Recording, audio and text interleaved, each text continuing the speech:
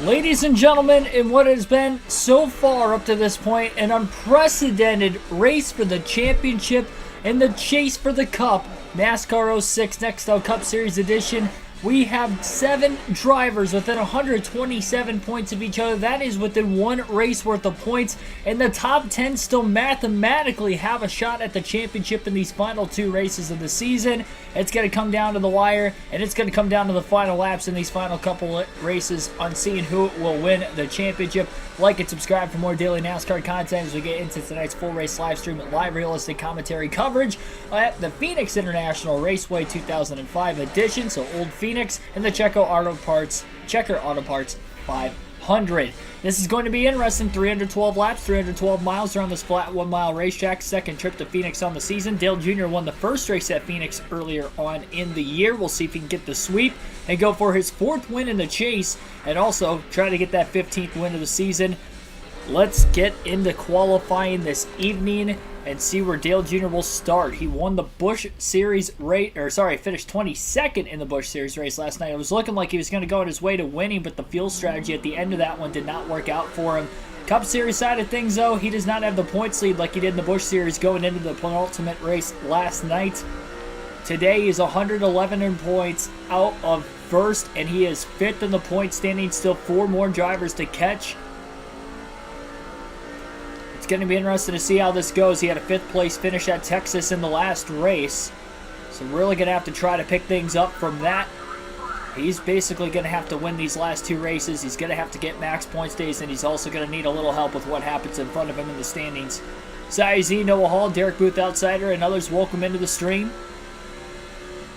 Quick lap so far in qualifying for Dale Jr. Didn't even adjust the setup compared to what he had in the car the first time we were at Phoenix this year, considering he had won that race in dominating fashion. And on the opening lap of qualifying today, Dale Jr. will have the pole with a 27.999, and he isn't even going to run the second lap. Sorry, 27.998, but still fast enough for the pole. And let's get this race underway. Bentley Potts, thanks for tuning in as well. Dale Jr. going to lead the field of the green. The points leader, Jeff Gordon, on the outside of the front row. Green flag is in the air. We're underway at Phoenix. Short track racing for the final time this season. Dale Jr. going to drive it in deep into turns 1 and 2. Clearing the 24 car of Jeff Gordon in a hurry. Jr. meaning business right now. And Kurt Busch to the inside of the 24 car for 2nd place on the backstretch, heading towards turn 3. A lot of the championship front runners up in the top 5, especially to start today's race. Carl Edwards comes in just 19 points behind Jeff Gordon in his rookie season to try and get the championship. And Earnhardt will get 5 bonus points for leading lap 1. The more laps he can lead, obviously the more of a chance he'll get 10 bonus points, which is important. Did not get that in the Busch Series race yesterday. His championship competitor Clint Boyer was able to do so, but Jr. already qualifying better today than what he did yesterday. Qualified 8th in the Busch race, pole today. I think he's got a faster car than what he had in the Busch Series as well.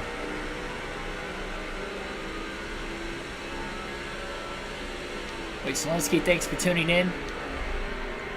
Edwards up to 2nd place. Greg Biffle looking underneath Kurt Busch for 3rd. 3 Roush Fenway Fords behind the DEI Chevrolet at the front of the field. 2 field passes. Going to have to use them wisely tonight. And we'll probably wait until about the second half of the race to use the first one. The way things are looking right now. Michael Turner, thanks for tuning in also. Mark DeMars, see you in the chat.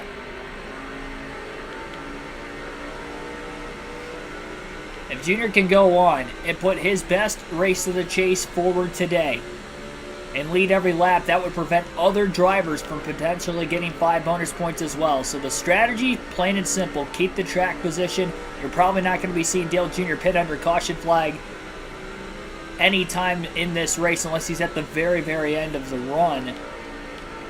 And that last lap, by the way, was his fastest in the first 4 laps. And it was 2/1000ths of a second quicker than his pole time that he put down in qualifying. Probably could have had a quicker qualifying lap, though, if he would have ran that second lap, but he only ran 1 lap because that was good enough for the pole anyway. Yeah, North Wilkesboro back. NASCAR Cup Series scheduled next season. All-star race, you can count on me being there. That's going to be a very historic moment in the sports history. Andrew Plays 22, thanks for tuning in. I heard about it about an hour and a half ago.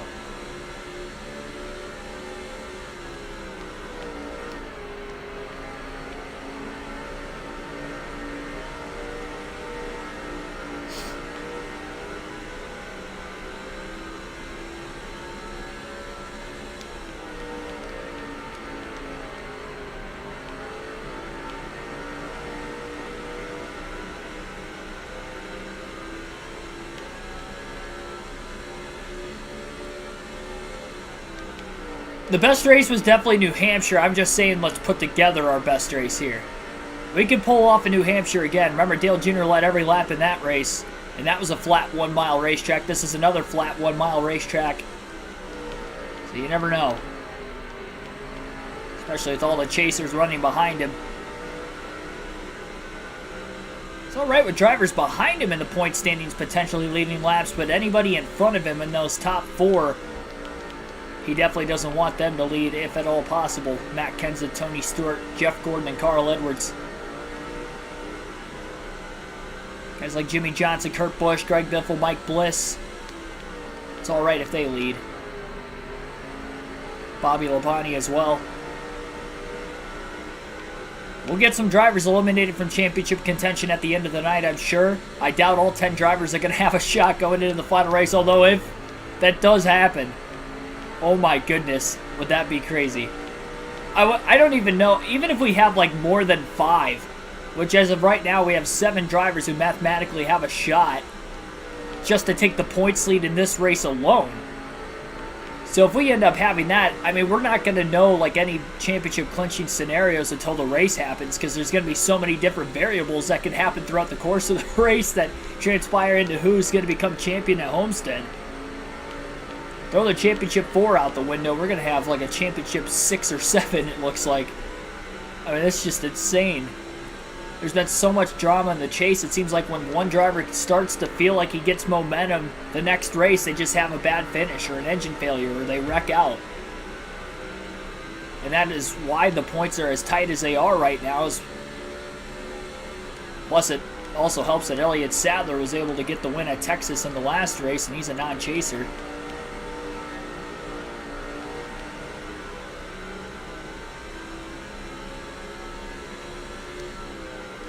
Are those drivers going to be us? I would think so. Especially the way things are going right now. Looks like Jeff Gordon's worked his way back up to 3rd place again. A couple car lengths behind Biffle in 2nd. It's not a very long race. One of the shortest of the season. Again, only 312 miles. Ball GB, thanks for tuning in.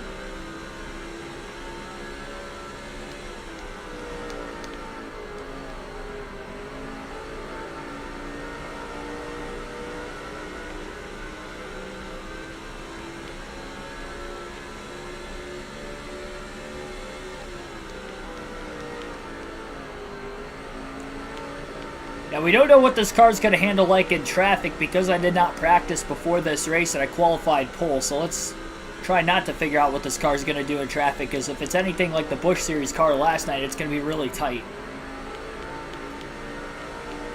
Corey Freak, thanks for tuning in.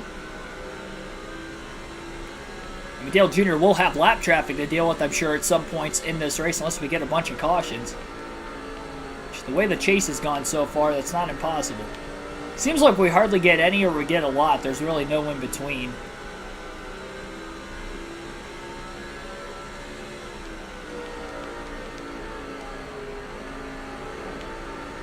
Plane Racer, thanks for tuning in.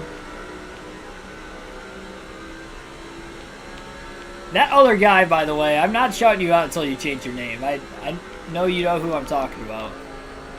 I appreciate you watching.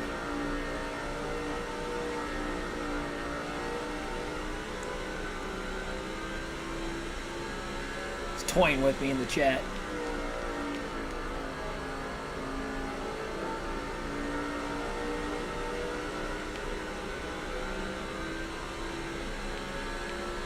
Glad to see you guys all coming out though for hopefully a good night of racing. Dale Jr. kind of needs it to stay calm at the front of the field like this, so, and just kind of slowly, continuously pulling away. He doesn't want any drama for himself. If it happens behind him, though, and maybe some of the chasers get into accidents or blow engines, that's okay for him. But it is just so tight right now in the points. One slip up, and you're done. And I would have thought that throughout the entire chase that if you DNF or had to finish outside the top 20, you likely weren't going to win the championship. Well, we've had pretty much every driver, I think, is DNF'd at some point in the chase, including Dale Jr., that I just don't know.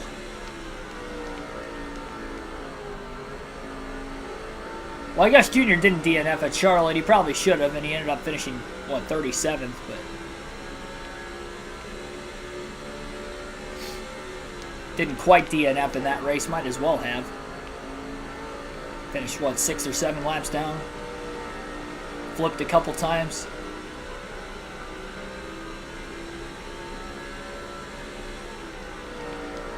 Jr. trying to dig out of a hole that he was put in after Tony Stewart had flipped him at Atlanta just a few laps into the race. Bounce off the curb. First time Earnhardt's hit that curb so far. 19 laps in already. Quick race pace to start, at least, with it being caution-free.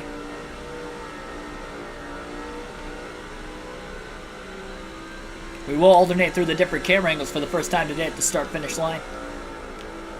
Do this for about a dozen laps. I only had a few cautions in the first Phoenix race earlier this season. And the only caution-free race so far the Cup Series season came at the New Hampshire Motor Speedway. Which again, Dale Jr. led every lap, dominated that race. You never know. We'll see if it can happen again here.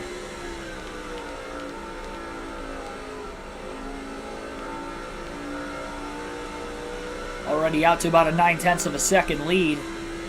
His pace compared to where he was at New Hampshire, not as good, but we'll see how this race will stack up.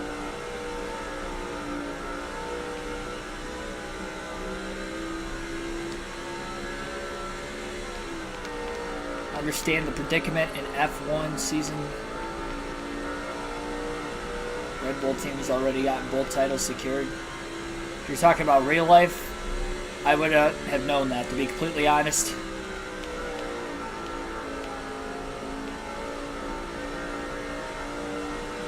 I haven't watched a single F1 race this year. Last year, I want to say I watched like 2 of them, maybe 3, which was the most I'd ever watched in a single season. And up until that point, I only watched like 2 or 3 races ever before last year.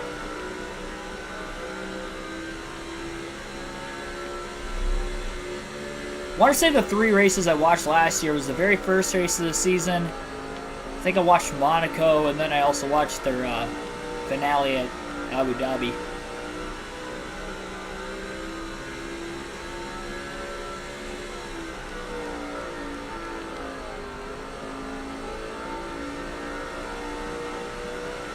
Dale Jr. dominated the intermediates this year. I wouldn't say the intermediates necessarily, but the 1 mile and shorter tracks, yes. The only racetrack Dale Jr. has not won at the Cup Series or hasn't had any sort of luck at on the 1 mile or shorter tracks was Dover. Finished outside the top 10 in both races. But other than that, he's finished in the top 10 at the very least in every one of the other races.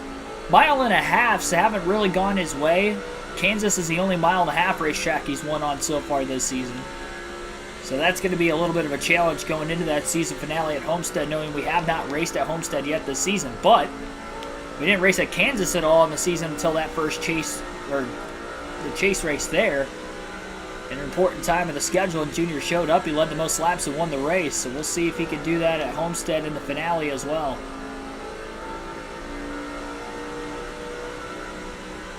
Sad part is, Dale Jr. is going to need help. It is not in his hands right now to win the championship coming into at least tonight's race, 111 points out of first. The fact of the matter is, though, he was 190 points out of first going into the last race, so he did cut a big chunk of it down.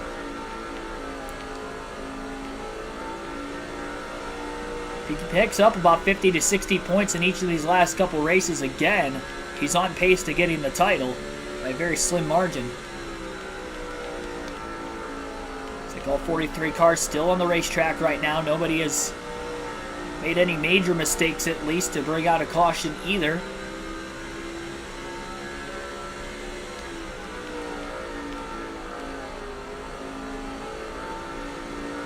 F1 fans eat cribs, we eat pancakes.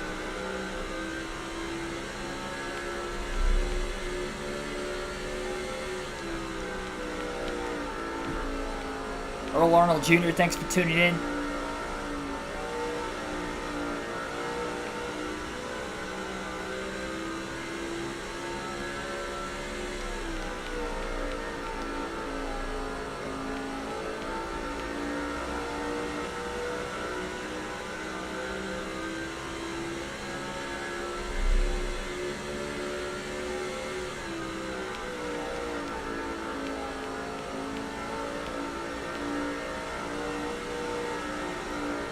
Got 9 likes on the stream already, and about 14 people watching in the very early going of the night. Sure, hit that like button, subscribe for more daily NASCAR content again if you have not already. Just over a 1-second race lead for Dale Jr. He just ran his fastest lap of the first 30 of the race so far. That last time at the start-finish line, he timed in at a 27.949. Picked up a couple hundredths of a second from his previous fastest lap of the race. So I'd say he's doing pretty good for himself right now.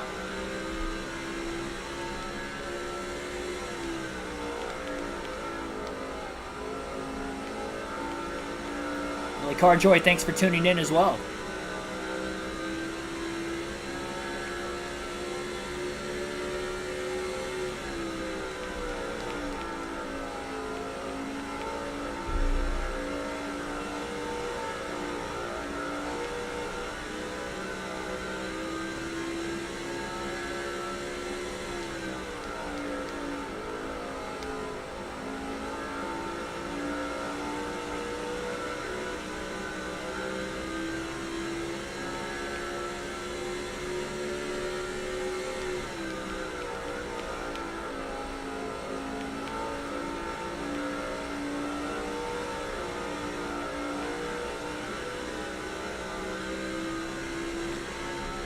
Well, if this isn't a dialed-in Dale Earnhardt Jr., I don't know exactly what would be. So far, so good. About 280 laps still remain, though. It's kind of races like this where you could have a lack of focus happen, where things almost may seem a little too easy. So Junior's still got to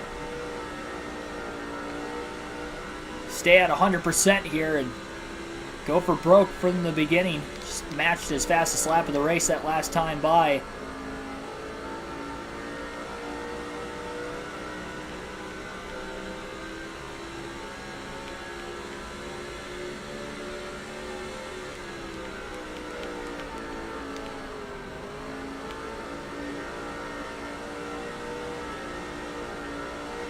Junior pushed a little bit too far wide that time.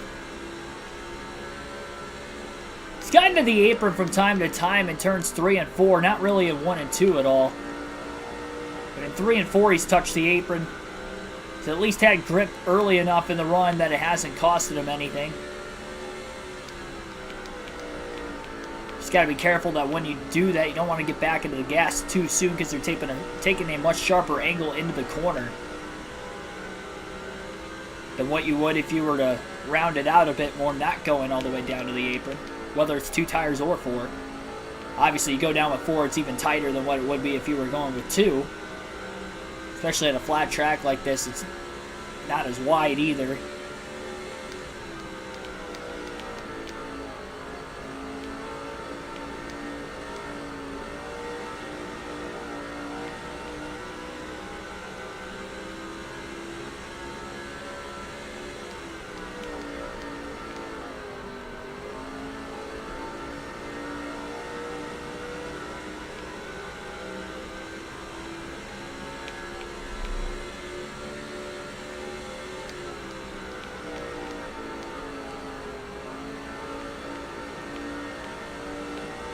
Was about a 1.2 second lead off turn 4 this time. It's down to about 1.1. Thanks for tuning in, Billy Kramer.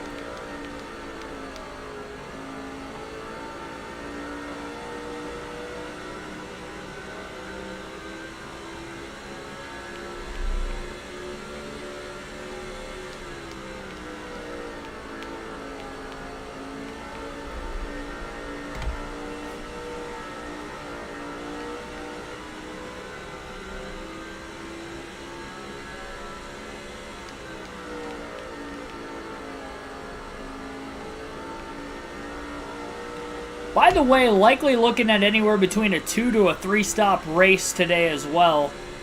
And if there is one thing that has gone Dale Jr.'s way pretty much all chase long, it has been his pit crew. They have done a masterful job race in and race out, getting this 8 team a lot of fast pit stops without any mistakes. By the way, that last lap was Junior's fastest even more. 27.914. And he's starting to flirt with those 27.8s all of a sudden.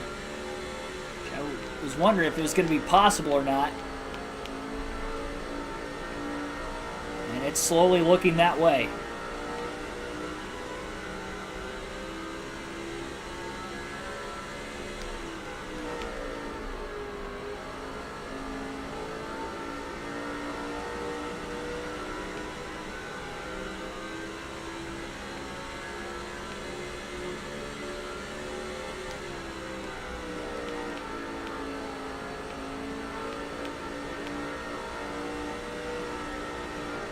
I keep forgetting the NFL opens up this weekend. I'm so centered and focused around my trip to Kansas that it's kind of like slipping in the back of my mind a little bit. I haven't looked to see, does anybody know if the Chiefs play at home this weekend? I keep forgetting to look.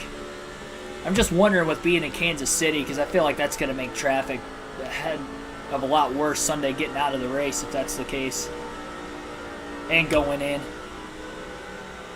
That's going to kind of hurt the attendance, too, if they are. Well, there's a 27.881 that last lap. Yeah, it's true. NFL does start tonight. Is tonight's game on Amazon Prime, too, or is it every week starting after this week? I don't have Amazon Prime, so...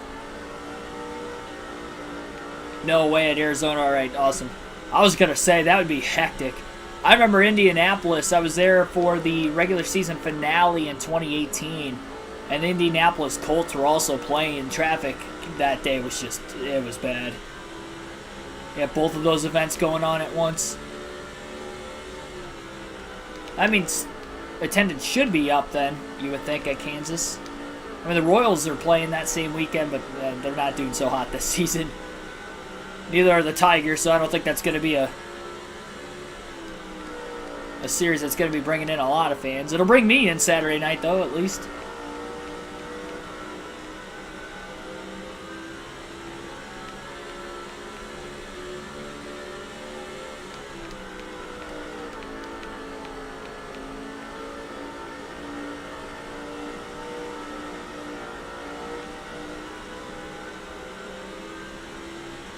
Just over a second and a half lead now for Dale Jr. He's not that much faster than the rest of the field, considering it's been 46 laps and he's only about 1.5 to 1.6 seconds ahead of second place, but he's definitely got the fastest car of those that qualified towards the front of the field. Longer it stays green, it seems like the better off he is. He's not getting pressured from behind, won't have to worry about restarts. One thing that did get kind of tested last night in the Busch Series race is that this track is very hard to pass the leader, and there were no lead changes in the first Busch race earlier in the season at night, and in the Cup race, I can't really remember any passes for the lead under green flag conditions that weren't on restarts or within the first handful of laps after restart as well. So if that's going to be the case in today's Cup race, it's going to be right where Dale Jr.'s at, which is in the lead.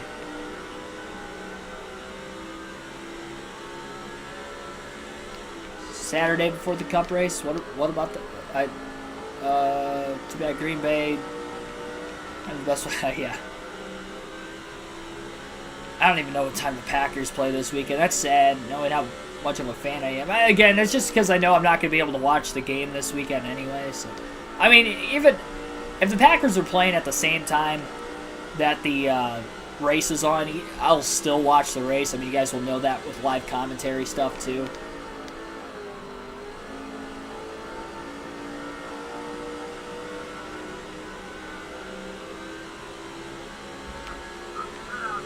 Halfway on fuel at lap 49 right now for Dale Jr., so it is going to be a 3-stop race today.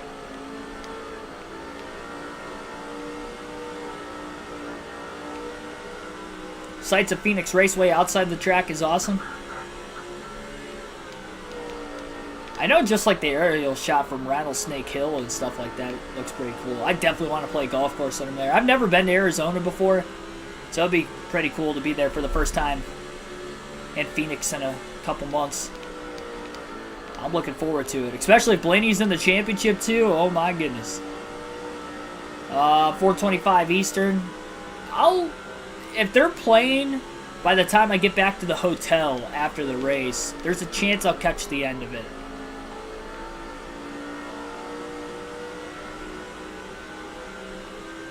I don't know if it's going to be a game that's going to be broadcasted, though, like in a Kansas City area. It just depends. Especially if the Chiefs are on the same network.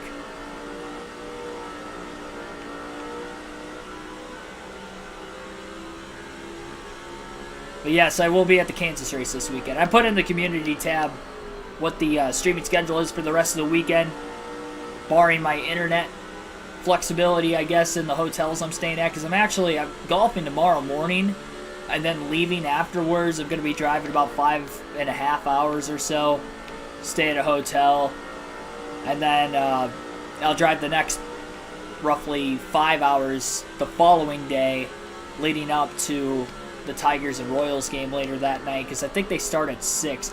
It's 6 o'clock, but I didn't look to see if that's Eastern or Central time, so I'm going to have to not be an hour late.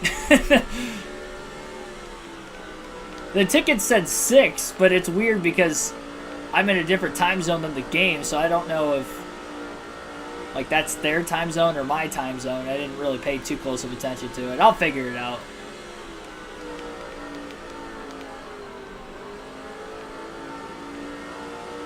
Chiefs on CBS. Packers, I mean, it's weird the way the broadcasting rights are now. It used to be where, like, if you were in the NFC, you play on Fox, and then CBS would get the AFC games. But now it's, like, kind of randomized. Sometimes it's not like that. I don't know how they decipher it really anymore. I mean, most of the time that is still the case, but not all the time. Central time likely, so...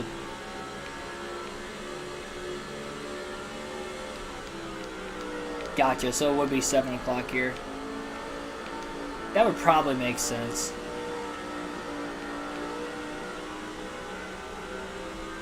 Yeah, Kansas City Central Time, that I know. I know the time zone I'll be in, I just, as far as like the game, when it starts. Lifelong Bengals fan last year was surreal, I bet.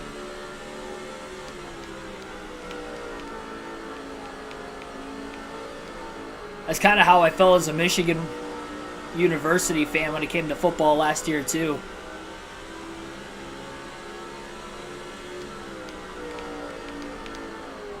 We're probably going through similar emotions as far as that went. The Real Marco, thanks for tuning in.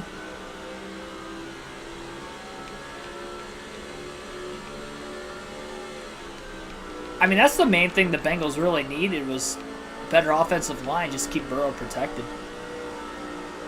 That was the biggest piece.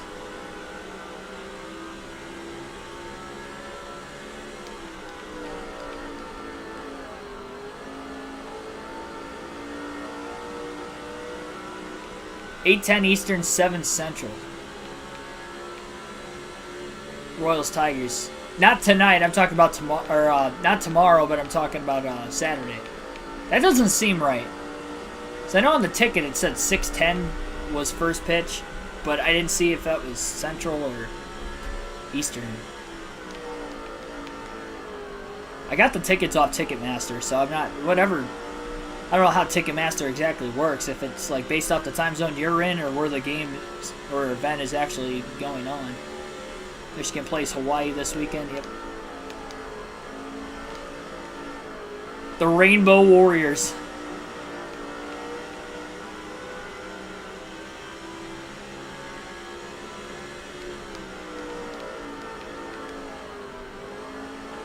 And no, I'm not talking about Jeff Gordon.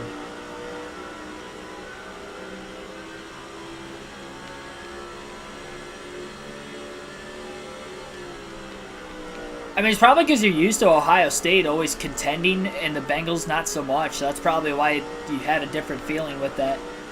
Which is kind of similar to, my feeling with being a Packers fan my whole life. They're always contending and then seeing Michigan do as good as they were last year up until their playoff game. It was very weird feeling. I'm probably more of a Packers fan, though, anyway. So, if they were to actually win a conference championship game one of these times, that'd be nice. Last year, they didn't even go that far.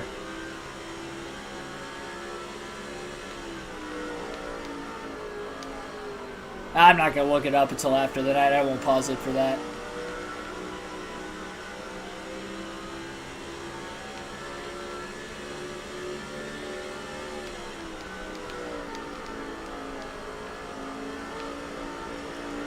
Three-second lead now for Dale Jr. He's really widened that gap out. About 15 laps ago, it was only about a second-and-a-half lead.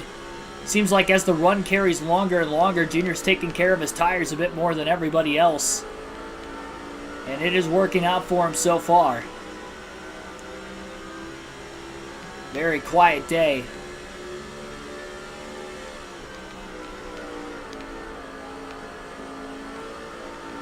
Keegan is a State fan. Talking like the Dr. Pepper commercial, State or Tech. That was the first thing that popped in my head when I saw that. No, I'm a Tech fan.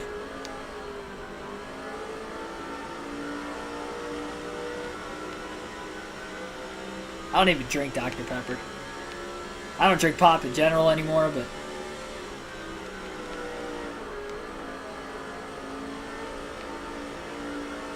even when I did, I never really drank Dr. Pepper. Didn't care for it too much.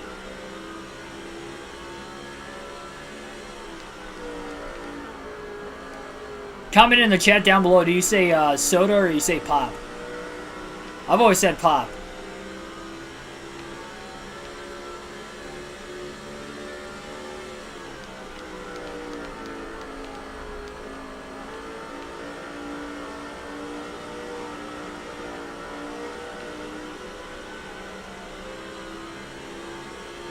I can't remember what I had for dinner the night before most of the time, let alone remember the NFL draft. I didn't watch it at all either, though. I couldn't tell you when the last time I've actually sat down and watched the draft. I watched the first couple picks. It just takes so long between picks, and I'm like, yeah, screw it. I usually have to work the next day too, so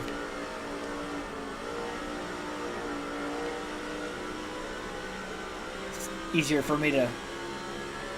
I don't really get hyped up for the draft like I do if it was a game day.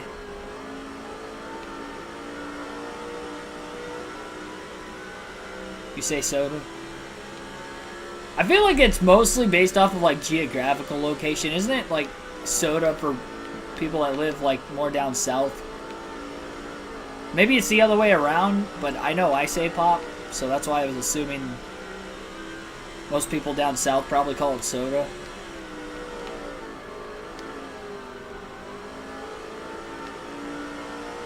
None prefer water. I do too. I mean, I didn't say what you prefer more, just, what do you call it? Kind of curious.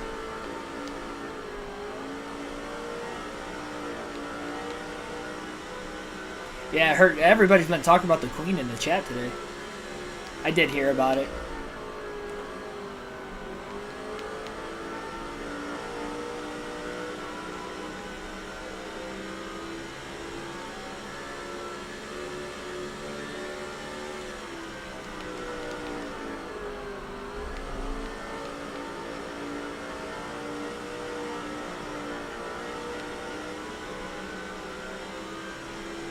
New NFL jerseys, Michigan player, Alabama player.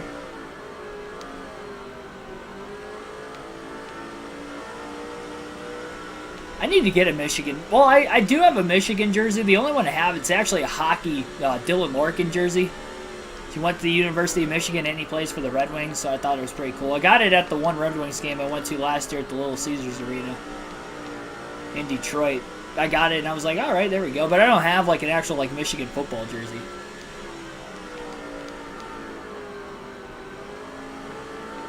Dale Jr. leads. Funny number, lap 69. Now we're at lap 71 at the time of me reading it.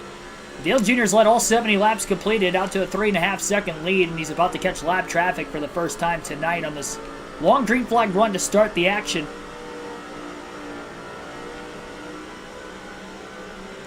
It's going to be the first time he's going to be in traffic all day today. He struggled in traffic in the Busch Series race yesterday, so he's going to have to get through it much better today. Still came out of Phoenix with the points lead, though, in the Busch Series side, although it's cut down to just 18 points. So that'll be a nail-biter in the final race, as well as the Cup and likely the Truck Series as well. Tight points battles in all three series going into the final race of the season, although we still have 2 truck races left. It's probably looking like that. Terry Labonte with a big block down on the bottom of the racetrack right now. And in doing so, he's going to get to the inside of Shane Meal. Now, almost a 4-second lead for Dale Jr. So he doesn't have to be overly aggressive trying to make these passes. He got down to the curb, bounced a bit, had to lift out of the throttle so he didn't risk slamming into the side of Shane Meal. And the lap traffic is definitely not helping Dale Jr. out. They have no respect for not only the leader, but one of the chasers as well. Meal dive bombing underneath Terry Labonte in the 44 now.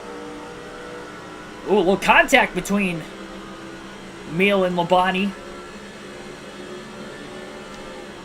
Meal got a bit sideways. Labonte pushing tight in line behind Wimmer, and Dale Jr.'s definitely struggling in lap traffic right now. Doesn't help he gets a run, and they keep blocking the heck out of him. He's kept this car clean, hasn't made contact with the wall, or another driver wants to continue to do so to try to keep as much speed in the car as possible. But at some point, when does Dale Jr. just say screw it and move him up out of the way anyway? Finally got to the inside of the 08 of Shane Meal. That 4-second lead's down to about 3.7, and he's barely on the inside of the 44 of Terry Labonte. Front straightaway entering turn 1. And he'll be able to get by the 44, it looks like, on the backstretch.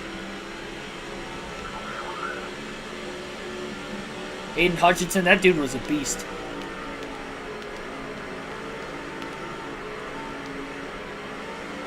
Kind of cool he's playing with the Lions, too. Kind of similar to what I was talking about Dylan Larkin. Going to the University of Michigan and playing for a professional sports team in Detroit. Ann Arbor's only like a half hour from Detroit.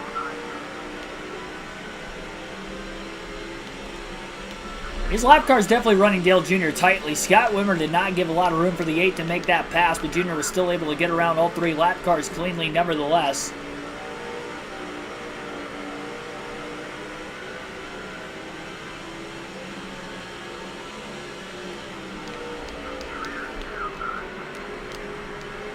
Jr. now underneath Kenny Schrader in the 49.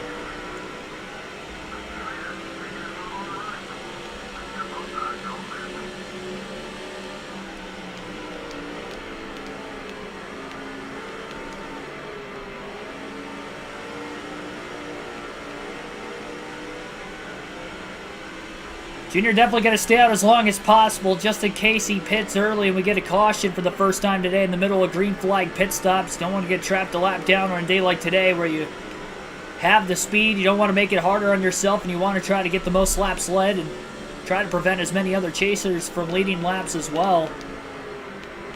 Big run, 3 wide on a peak at least down to the inside, but Junior... Some sparks flying out of Boris Sed's race car, and I think he was just bottoming out. Dale Jr. underneath him. He didn't make contact with him, and the 122 cleared him with a clean pass as well. Smart move, though, by Junior through 3 and 4 that last lap not to go 3 wide. Still able to get alongside Sed off the exit of the corner, passed him in 1 and 2, and on the backstretch he gets by the 122 car as well.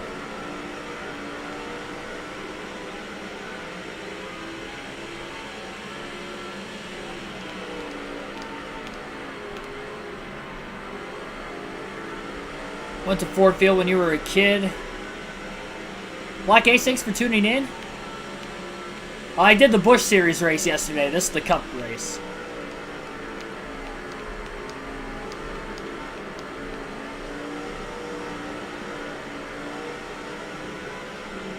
Ford Field's a nice stadium. The only two NFL stadiums I've actually seen a game at was at Heinz Field. Well, I guess not Heinz Field anymore. Forget what it got. It got renamed something during the offseason. They actually have a different sponsor now. From where my seats were in the stadium, I would say Ford Field's a bit better. It is a newer stadium, though, too. I think it was built in the early 2000s versus Heinz Field's been around for a long time. Well, then again, Heinz Field might be newer, too. You'll have to let me know in the chat. Was Three River Stadium the same stadium Heinz Field is, and it was just renamed Heinz Field, or is it an actual different stadium than the Three Rivers Stadium the Steelers used to play in? I'm not a Steelers fan, so I don't really know that answer.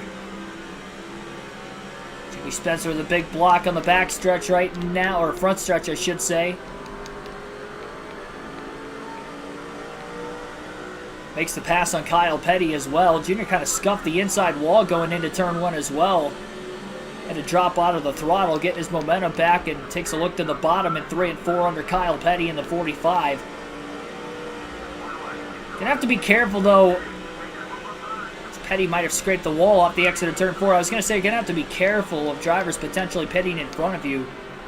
And obviously coming out of the pits when the time happens as well, as we are getting closer to green flag pit stops for the first time. AccuSure. That's right.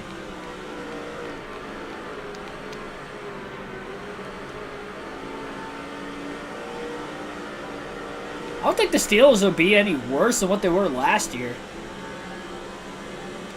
I mean, yeah, Mitchell Trubisky career-wise isn't Ben Roethlisberger, but Ben Roethlisberger was terrible the last couple seasons. He was really washed up. If you ask me, and at least they've got a guy that can move now. Couple of them, even if Trubisky doesn't work out and they go to Kenny Pickett. So I think the Steelers could be a wild card team this year. Their defense is probably the best in the league, if not one of the best. So I would probably see them as a wild card team. I mean, if mediocre is, you know, a wild card, at least they're in the playoffs. And they might win the division, you never know. It depends. I feel like Cincinnati's got to be the favorite in that division, but I'd probably say Pittsburgh's not that far behind him in all reality. Those division games are, I mean, you can really go any way. Teams play each other so often, and if a coach is with the team long enough, they'll get used to the other team's schemes. And that's why it's easy to see a lot of upsets happen within the division. Especially playing each other more than once a season. Michael Waltrip will be one of the first cars to pit road this time. Oh, contact right in front of Dale Jr., Kenny Wallace, and Travis Quaffle. Jr. checking up. He saw Quaffle dive down to the bottom in front of the 00 of Kenny Wallace, and he figured he was going to pit. Again, Dale Jr. staying out as long as he can. Mark Truex Jr. now on pit road.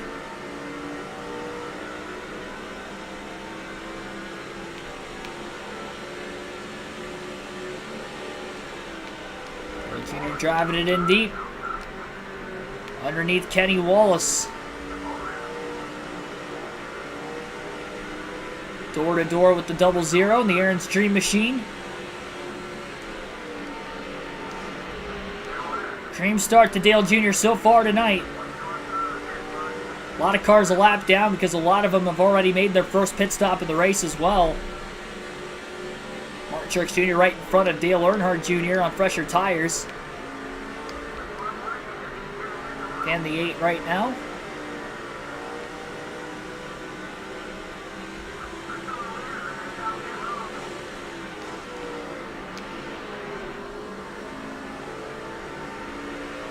My opinion on Jameson Williams? Honestly, I don't know much about the guy. I really don't know a lot about him. It's like I know some stuff in depth with football, but ever since really this YouTube channel started, I've fallen out of watching other sports as much as I watch NASCAR. I used to watch like just anything and everything, and now, you know, pretty much NASCAR is like that only sport I watch on a religious basis.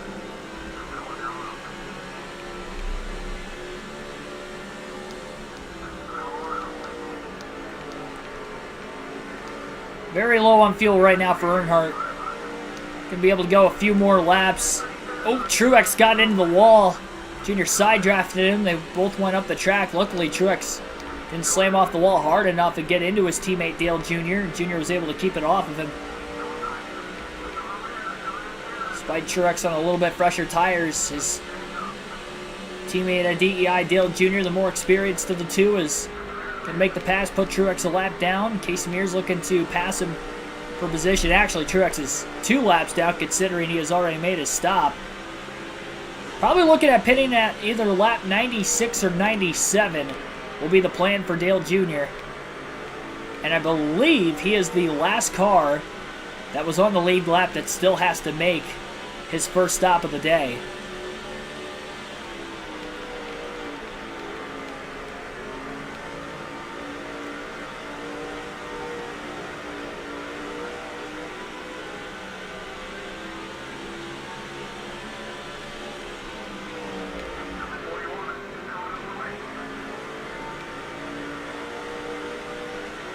I mean, usually anybody that comes out of Alabama's pretty good.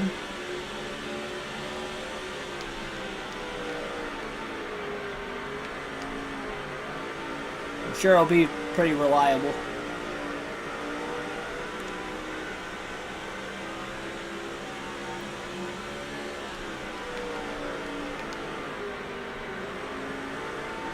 Junior's going to pit at lap 97 will be the plan. He's not the last car in the lead lap to pit yet, so he's really trying to stay out as long as he can. Whoever was in second place just moments ago is now on pit road. Dale Jr. will go one more lap to lap 97, then he'll pit this time by.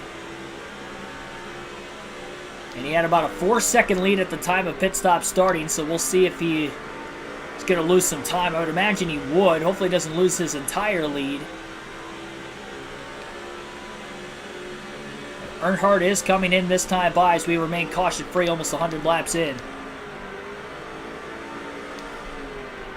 And Junior is coming into the pits. 4 tires and fuel, clean entry, no adjustments to the 8.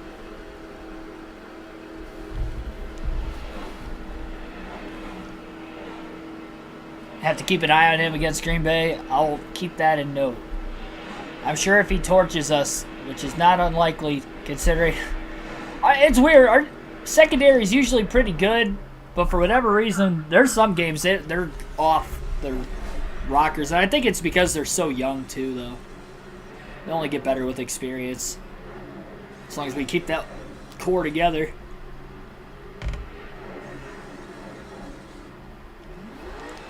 Clean stop. First of 3 of the day already done for Dale Jr.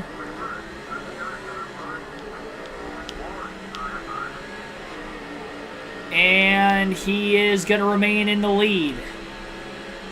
Second place, though, not that far behind. And it would be points leader Jeff Gordon, who is in P2.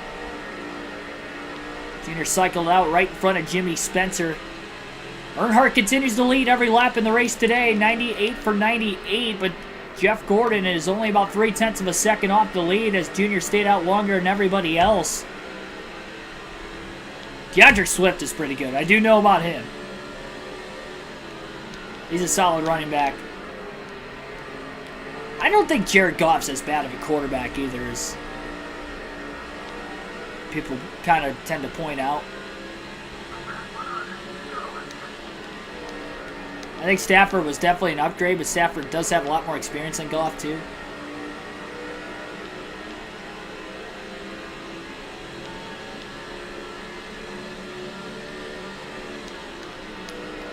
Well, Junior definitely can't afford to struggle in lap traffic now with the pressure on for really the first time today with Jeff Gordon in second place. 100 laps in, 212 to go. And still 2 more pit stops remain as well.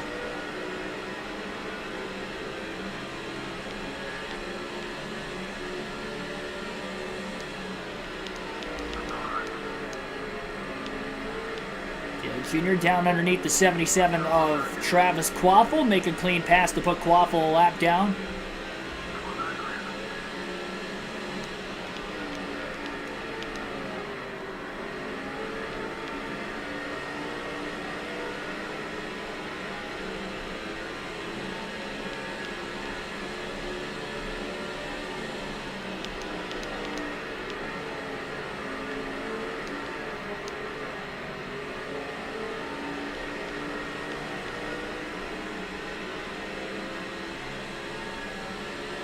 what, first Lions game to sell out since 2019?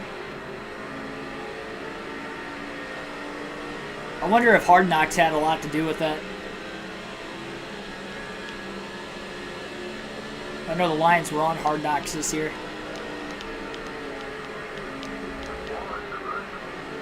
We're getting through Quaffle, just as good as Dale Jr. Jr. trying to get to the inside of Kenny Wallace in the 0-0. Side drafted him just a bit off the exit of turn 4, and now he's down low under. Gordon's best chance is going to be if he could pick Jr. behind one of these lap cars.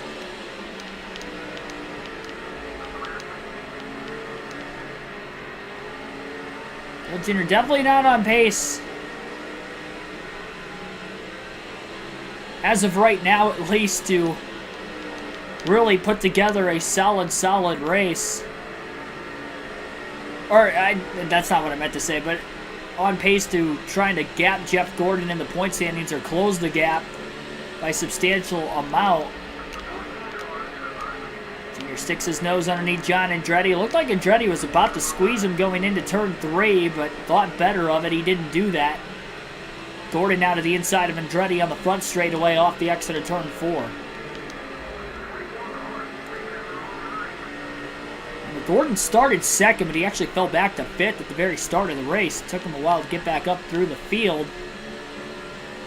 And obviously that gap is closed between first and second for right now. Junior was better and better on the longer run. So as the tire pressure starts to build up, and the rubber continues to increase on the racetrack as it has since the start, I'd say favor Dale Jr., except for the fact maybe Jeff Gordon and that 24 team has made the right pit stop adjustments during that first stop of the day to maybe try to catch up or keep up with the 8 of Earnhardt.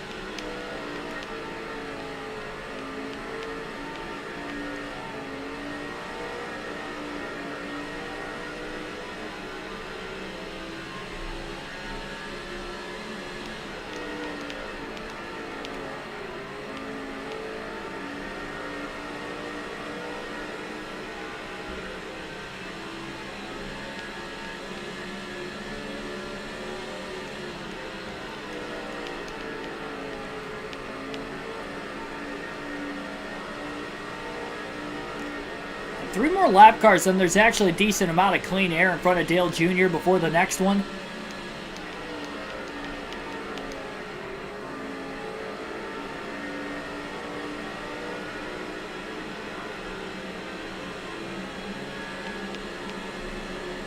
Jeff Burton in the 31 car would be the last car on the lead lap. One of the fantasy drivers in the 176 right in front of him. Junior had all 4 tires down to the apron, trying to squeeze underneath Jeff Burton in the middle of the corner, but nothing doing there.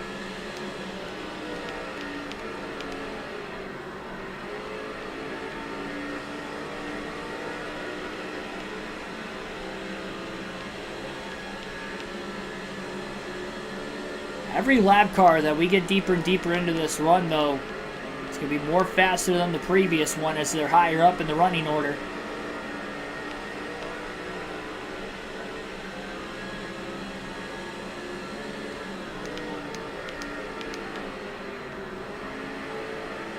Definitely a tough racetrack to navigate.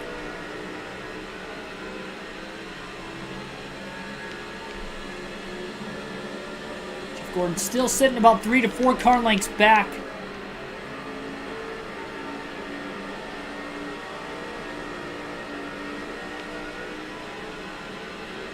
.200 laps to go this time by.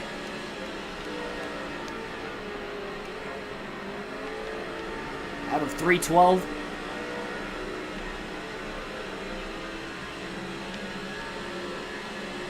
Gordon desperately looking for those 5 bonus points that can help him in the championship versus the other 9 chasers that still have a shot at the title.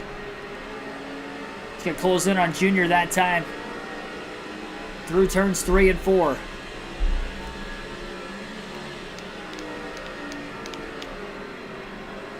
Junior went down to the apron a bit too much. The dangerous thing is that if he makes contact with the 31 of Jeff Burton, that's going to slow him up enough for Gordon to try to make the pass. Junior can't quite get to the 31 at the same time. Earnhardt pulls back away from Gordon by a couple car lengths that last lap.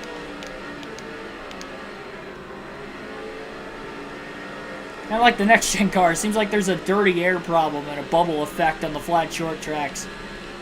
At least here at this one at Phoenix this afternoon. And even in the first Phoenix race earlier this season as well. Jeff Burton almost to the inside of the 176. Can't quite get alongside him that time. Burton didn't leave enough on the bottom open though for Dale Jr. to try to make a run at him.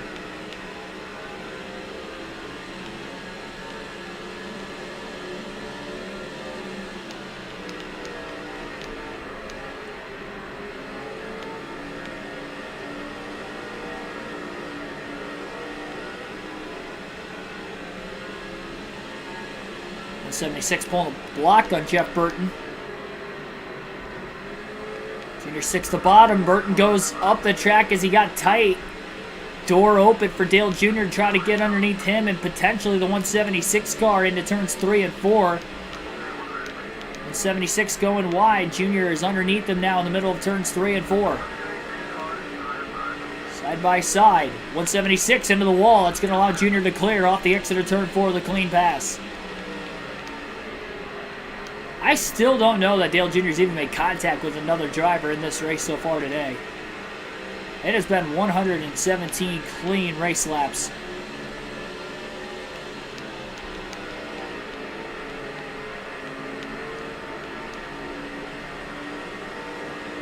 Scraped the inside wall once on corner entry when he got blocked, and that was about it. Fastest lap also that last lap. 27.848 for Dale Jr. He's got Jeff Green right in front of him.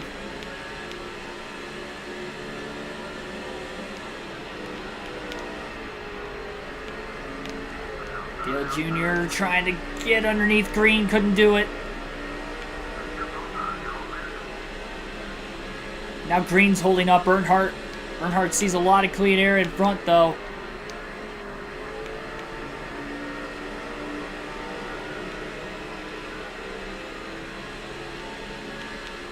Just find a way to get around him.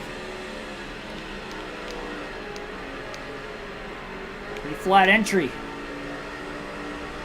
Holds it most of the way through the corner too, but Jeff Green hitting his marks trying to stay in the lead lap.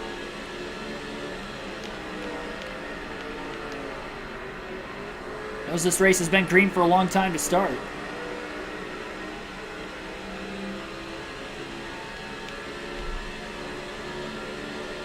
Is this a chance for Jeff Gordon to try and attack? Oh, clean air now in the middle of the corner. Jeff Green moved up just a bit too soon. Dale Jr. looking low. Drives it deep into turn 1. Gordon driving it in deep as well. Gordon actually clipping the apron down to the bottom of the track. Junior's going to clear Green with a clean pass. And the two Jeffs are side by side now. Junior off the curb on the back stretch as he holds on in front of Gordon. And now it's going to be even more difficult for Jeff Gordon to make the pass as Junior's got clean air again. And Jeff Green looking to get back to the inside of the 24 car, potentially try to cross him over. That could cost Gordon a bit of time as well. Aiden Hutchinson, 6'7", 264. I didn't realize he was that tall. That's crazy. XX Larry, thanks for tuning in. Blue and yellow stripe flag, yeah, really. Lab cars don't care about that too much in the EA Sports games, unfortunately. They ignore those flags wholeheartedly. Looks like there is one car that is out of the race that might have blown an engine earlier. Didn't realize it until just now. It looks like it may be Sterling Marlin on pit road. It definitely isn't one of the chase drivers. So at least one driver out. It looks to be Marlin, if I had to guess. And if it's not Marlin, it's probably a fantasy driver. The only other car that looks like that in the field somewhat with these 2005 graphics is potentially Kenny Wallace, but I'd probably still lean towards it still being Sterling Marlin.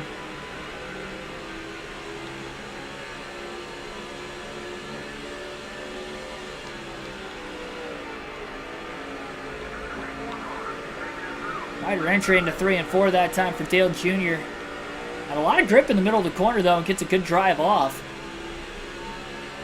Changing his lineup just a little bit. He's trying to test something. A lot deeper, though, through 1 and 2 again. And Jeff Gordon not slipping away. If Gordon stays close enough the entire way through this fuel run, and if he pits just 1 lap before Earnhardt, that could be the difference in Jeff Gordon potentially taking the lead from Dale Jr.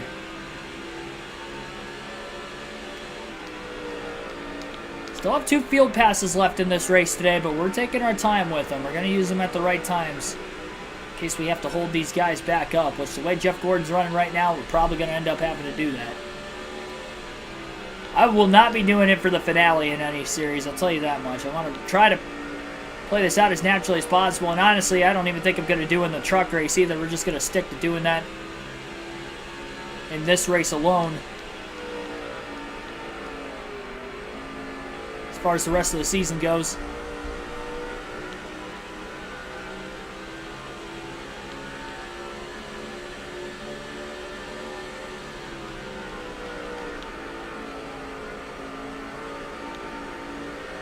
It's amazing how much nicer the car handles, though. Clean air. It's not pushing in the middle of the corner anymore. It's exactly why it's going to be much harder for Gordon to make the pass, because he is pushing and Junior is not.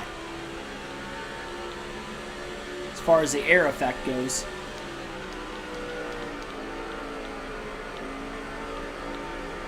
This time is going to be if a caution ever comes out to get around Dale Jr.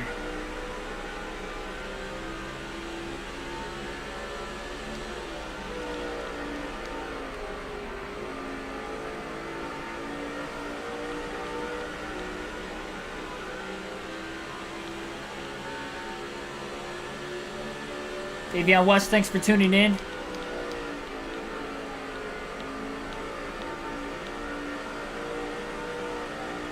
Looking for the toughest Cup Xfinity Truck Series season, couldn't find the playlist. It should be on there somewhere.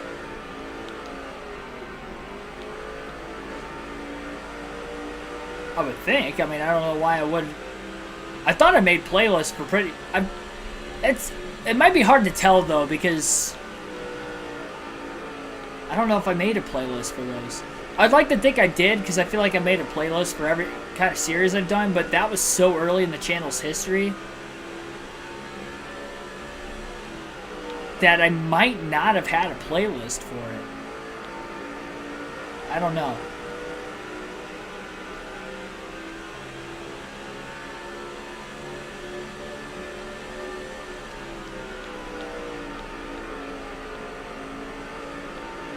Appreciate you going back to try and find some older stuff to watch, though.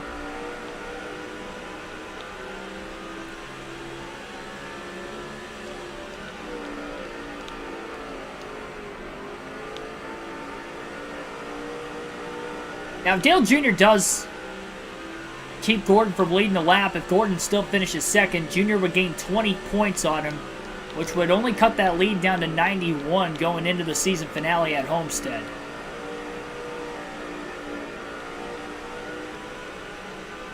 Definitely going to need some shenanigans with the help of Mark Truex Jr. and Michael Waltrip today. No clue exactly where either one of those cars are at in the field. They're both on the lead lap, at the very least right now. They remain on the racetrack. 180 laps to go.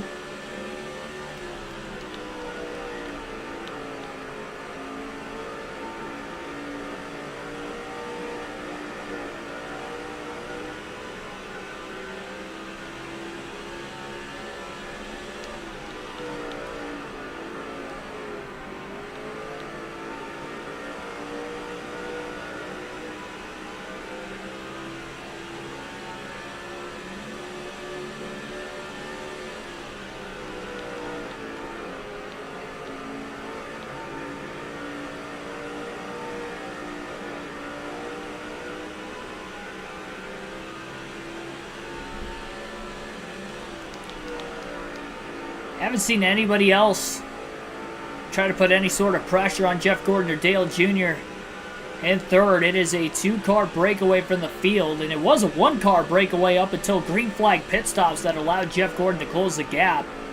8-team had a good fast pit stop, but Junior stayed out of the pits about 8 laps or so longer than Gordon, and that allowed for Gordon to close the gap on Dale Jr. down under a half a second, where it has continued to stay since Dale Jr. came off of pit road after pitting at lap 97.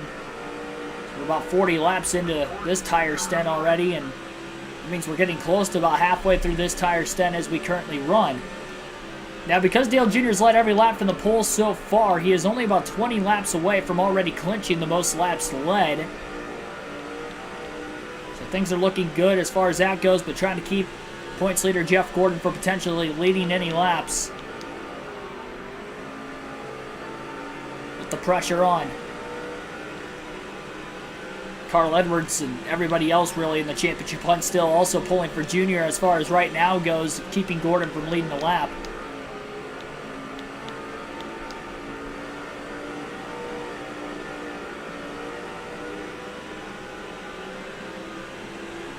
Every now and then it seems like Junior gaps the 24. Got another slow car on pit road that had blown an engine. I couldn't see who it was. Towards the front of pit road they were on. We continue to stay green.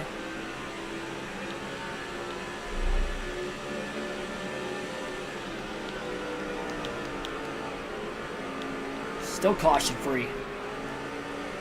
To wait for the smoke to dissipate on that car that just came into the pits and try to see who it is. It's really hard to tell. 2005 video game graphics.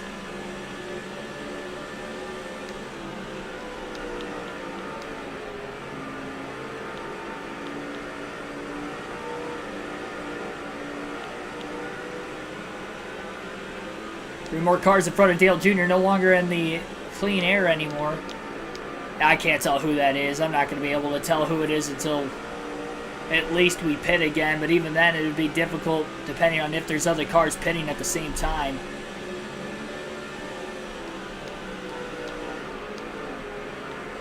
That is one we'll probably not know until the end of the race.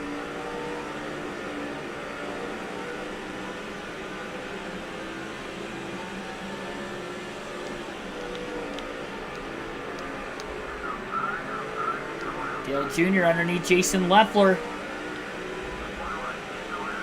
Side by side right now. Leffler boxed in, and this is actually Sterling Marlin in the 40, so Marlin is still in the race. Maybe it is Kenny Wallace that's out. I don't know who else it could be. It's not Kenny Wallace.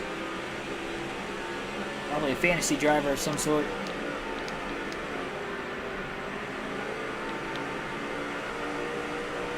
Jeff Gordon down low now. Dale Jr. trying to get around Scott Riggs. Riggs with a big block on the front stretch. Heading into turns 3 and 4. Jr. powers underneath Riggs.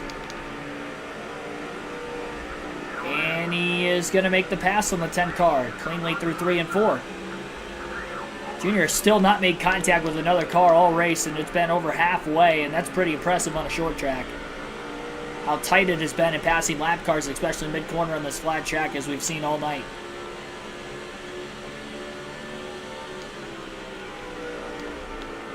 Yeah, unfortunately we can't pause it to find out either.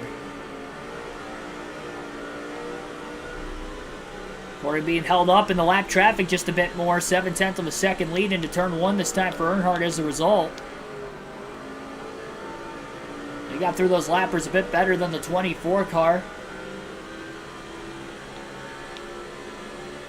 Take a little bit of the pressure off the 8.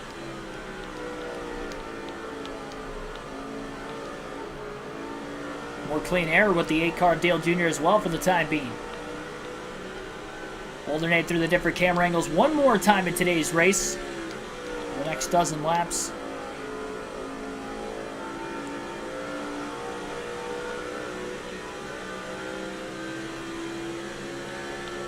Still over half the race to go. 2 more pit stops.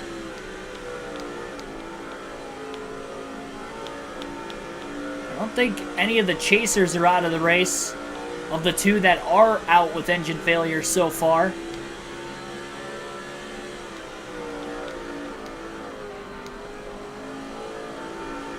Definitely seems to be the space Dale Jr. needed. Got almost a 9/10 of a second lead over Gordon. Homestead is not flat. No, Homestead's just like it is now. Well, as far as shape and degree of banking in the corners, it's not as bumpy as it is now. It's actually got a lot of grip because it was repaved and reconfigured in 2003.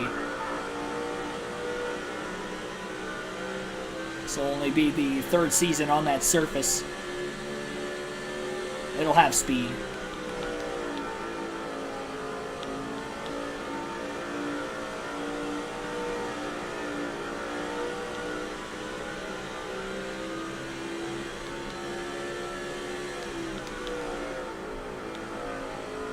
Almost a 1 second lead. Talking about on this game? No, it's not. Yeah, I knew you were. It's just like it is now. It's not as bumpy. Not gonna see as much tire wear, but it's not flat Homestead. I think 2002 was the last season they raced on flat Homestead.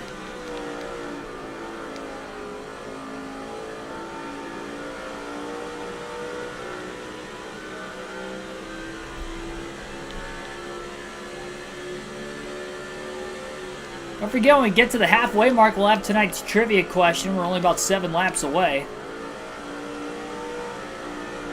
Just past halfway on fuel during this current fuel run as well. Fastest lap of the race that last time for Dale Jr., 27.769. First time he's been in the 27.7s tonight. As he's starting to pull away from Jeff Gordon in the second half of this fuel and tire stint, just like he did earlier. It is at least until he catches the next lap car, and then we'll go from there.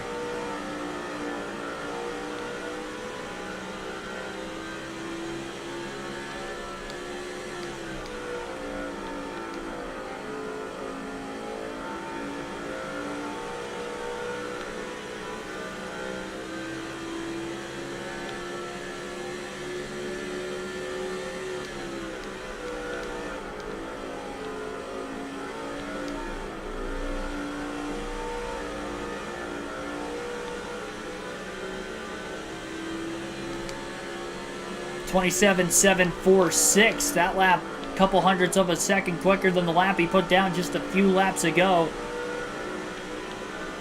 Another reason why Jeff Gordon is losing Dale Jr. is because Jr.'s running his fastest laps of the race middle of the way home.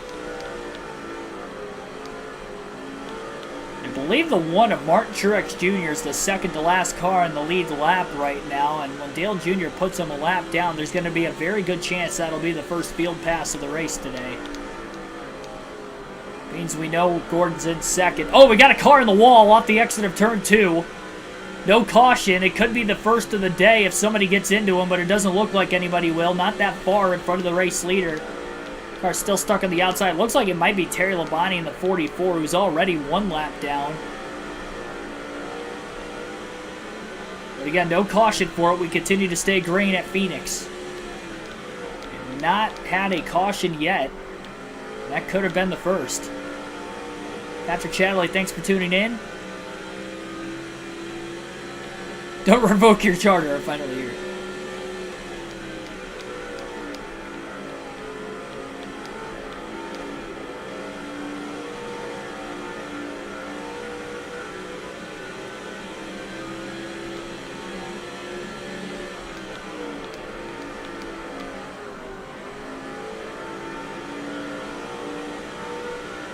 That's okay. The charter system wasn't in play in 2005, so you're safe.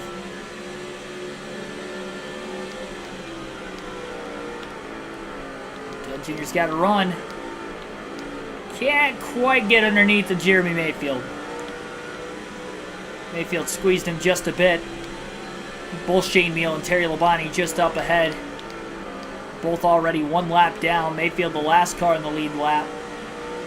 Trying to hang on with Dale Jr. all over the back bumper of him for the last handful of laps.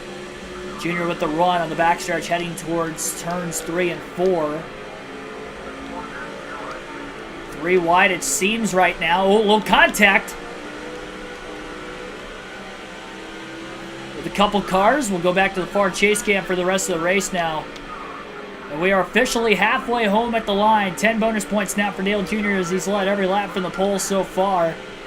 1.6 second lead and a big block on Mayfield that time in the dog leg. Mayfield's trying to get back on the lead lap, or at least close in on the one of Truex. Tonight's trivia question on the channel is this. Back in 2010, it was the only Cup race at Phoenix that had a scheduled distance longer than 312 laps. How many laps was the scheduled distance to the 2010 Spring Phoenix race? That is tonight's trivia question. And what was the longest distance in Cup Series history at Phoenix? You have to give to the lap.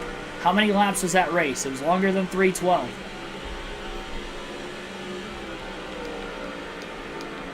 And by the way, Martin Truex Jr. now a lap down. Jeremy Mayfield to the free pass position, getting around the one of Truex, who stayed wide to let his teammate through. And we'll be seeing our first field pass of the race here shortly. It's not 3:15. I'll give you guys a hint at lap 165 if nobody gets it by then. And I'll give the answer at lap 170 if you guys don't get it based off the hint. But it's not 325. Not 317, not 316. KRC meaning Keegan's Racing Channel. Not 350, not 318, not 323.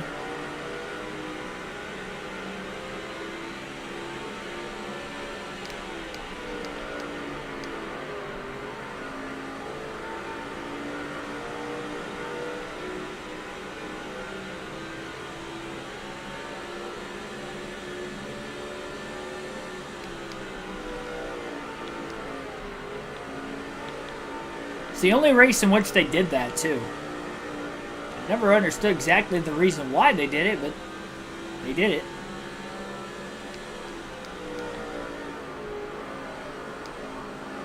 It is not 375.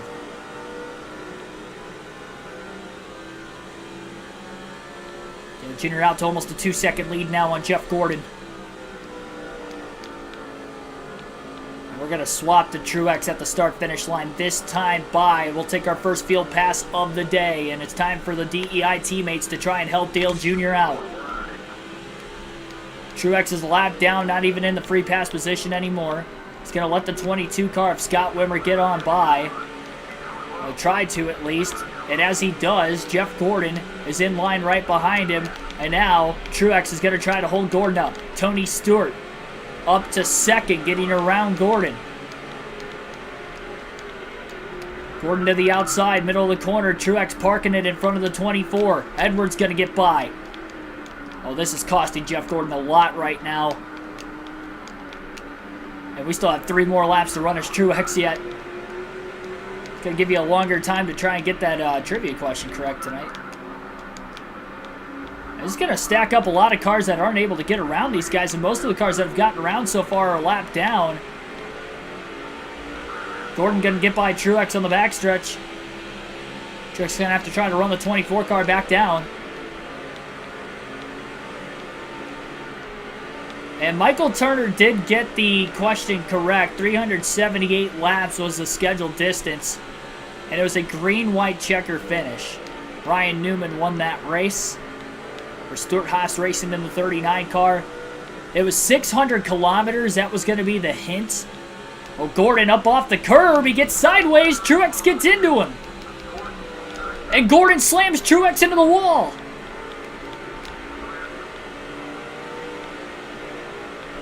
Probably a little fed up with the 24, but he overdrove the corner. Well, not really a corner, but clipped the apron. Not the apron, but the curbing on the dog leg.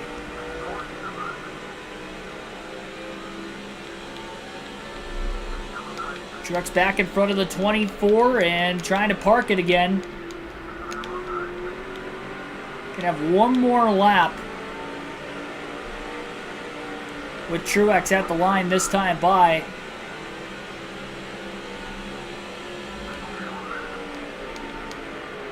definitely holding up Jeff Gordon a bit. Slide job right in front of the 24. Martin going to get by, likely for position. Gordon can't be too happy right now. The points leader getting held up. Johnson will get by. Problem is there's so many chasers. A couple of them in points that are already ahead of Gordon as well now. Truex down on the apron. And Gordon going to get ran into the wall now. And contact. And now to Michael Waltrip, who was in 16th on the lead lap, having a good run. Decent run. Happened on your 13th birthday. Casey Kane's BA. Oh, well. That's kind of cool. You shared birthday with Casey Kane. And Jeff Gordon's outside the top 10. Michael Waltrip by Andretti.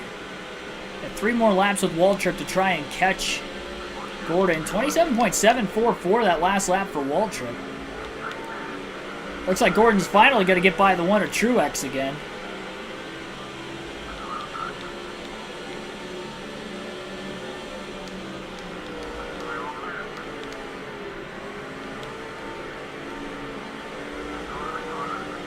Yeah, we're helping Edwards for now. 2 more laps. 27.670 that last lap. 3 wide. Waltrip underneath the Bliss. Truex passed for 13. Truex obviously lapped down. Waltrip's going to have a chance to get to Jeff Gordon. He's going to park it in front of the 24 if he does get that opportunity. Up to 12th. Kenny Wallace is already a lap down. 1 more lap to get in front of that 24 car. Waltrip's flying right now. 27.648 that last lap. Running faster laps than race leader Dale Jr. Obviously, he's got the same equipment. Waltrip on the inside of Jeff Gordon. He's going to hit him. And he squeezes him up into the wall. And now parks it in front of the 24. Got until the start-finish line.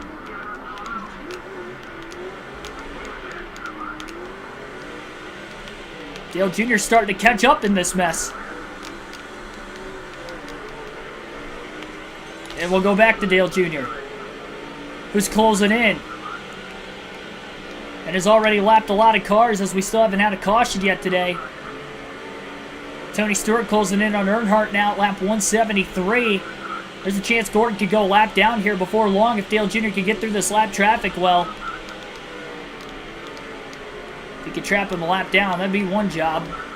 We'll just have to slow down Edwards a little later in the race because we will still have one more field pass with the other 2 DEI cars, but we're going to wait on it.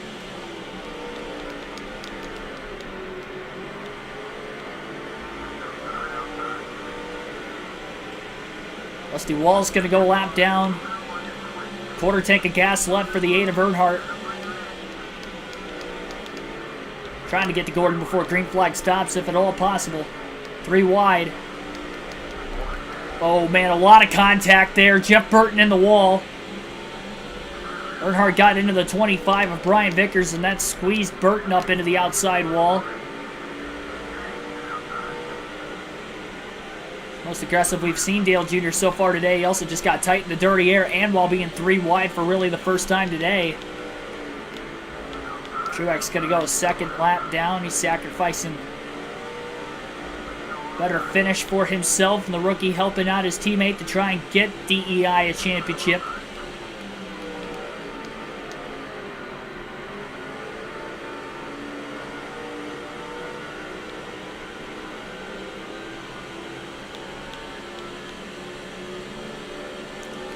Waltrip is ahead of Gordon right now, so Jeff Gordon would be in 12th place. Ryan Newman at 13th right behind him.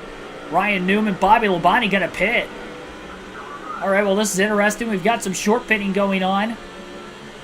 Again, it's still a 2-stopper to the end, so some drivers on pit road.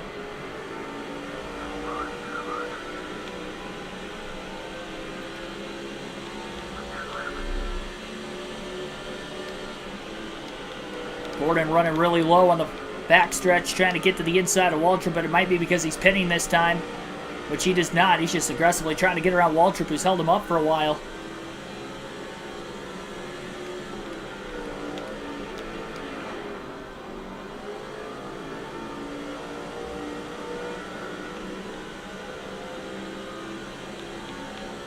Lap cars coming out of the pits up ahead.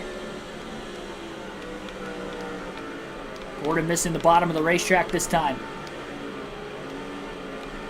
Waltrip will pit. Maybe that's why Gordon went a bit wide through 3 and 4. Dale Jr. trying to get to the inside of Jamie McMurray in the 42. Squeezes, just gets there.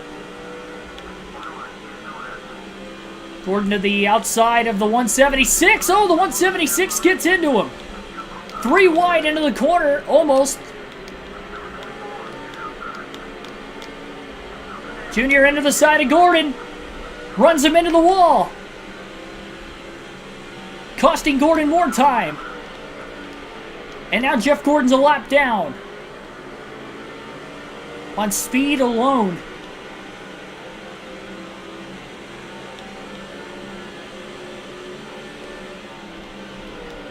Gordon getting roughed up by DEI in this one.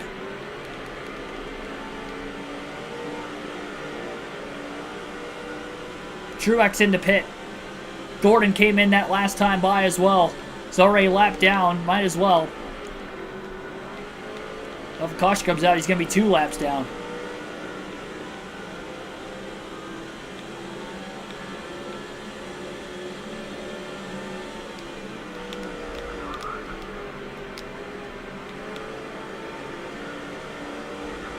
Mike Bliss will pit. 176 into the wall. There's no contact from Dale Jr., but he did get squeezed. Didn't lift when he had the opportunity to.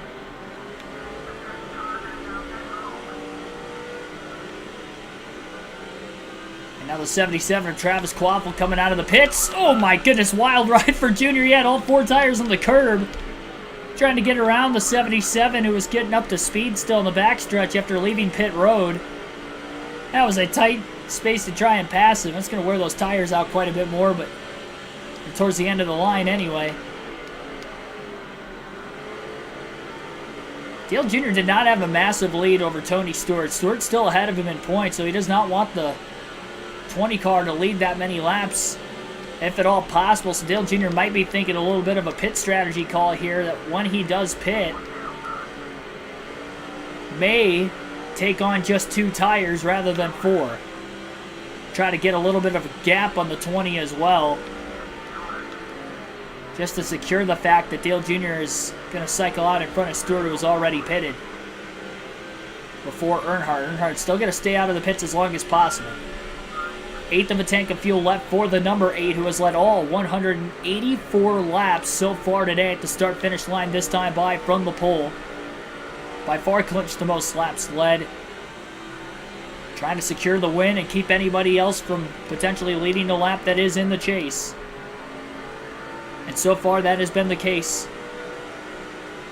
A little less than 140 laps remaining. 1 stopper to the end after this next one for Earnhardt. There's still other cars on the lead lap that have to pit yet.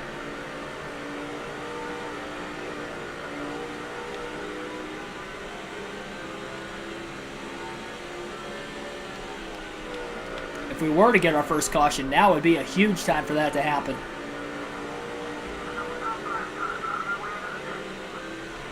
It's a bold strategy, but at this point in the season, I'm willing to feel bold about it. What good is a win if we're not going to win the championship anyway? We're going to have to do something to keep these guys from leading laps.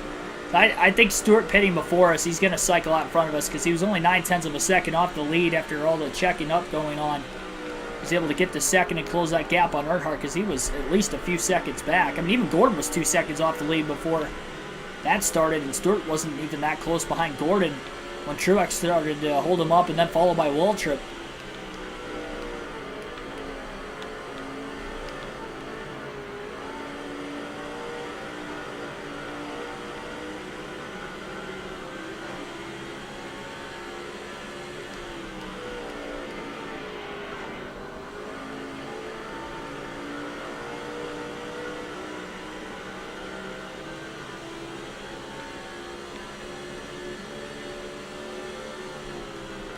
Dale Jr. went 97 laps, so we're probably looking at lap 193 or 194 being the scheduled second stop of the race for Dale Jr. I could pretty much say that with confidence.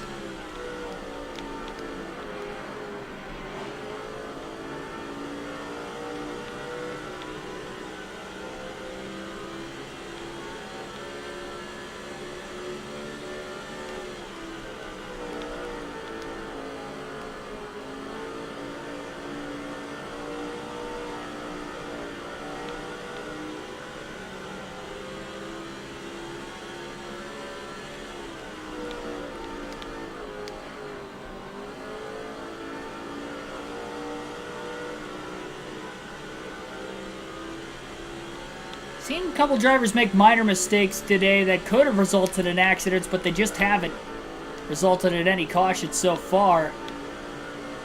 So you're hoping that that's going to be the case now, although everybody on the lead lap is already pitted. And I think Junior's going to be able to stretch this run out even longer than what he did the last run.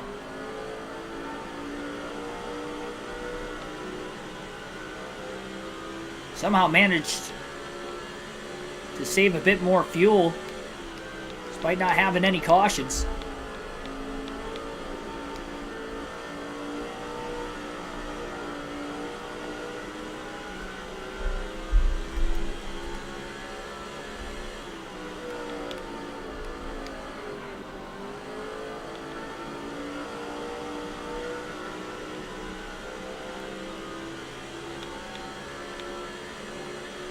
Fuel tank on the red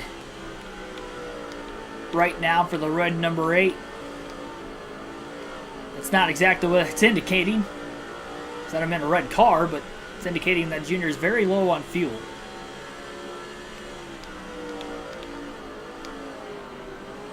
His 97th lap will be the next lap of the run. Junior going to go just a couple laps further than that this time around.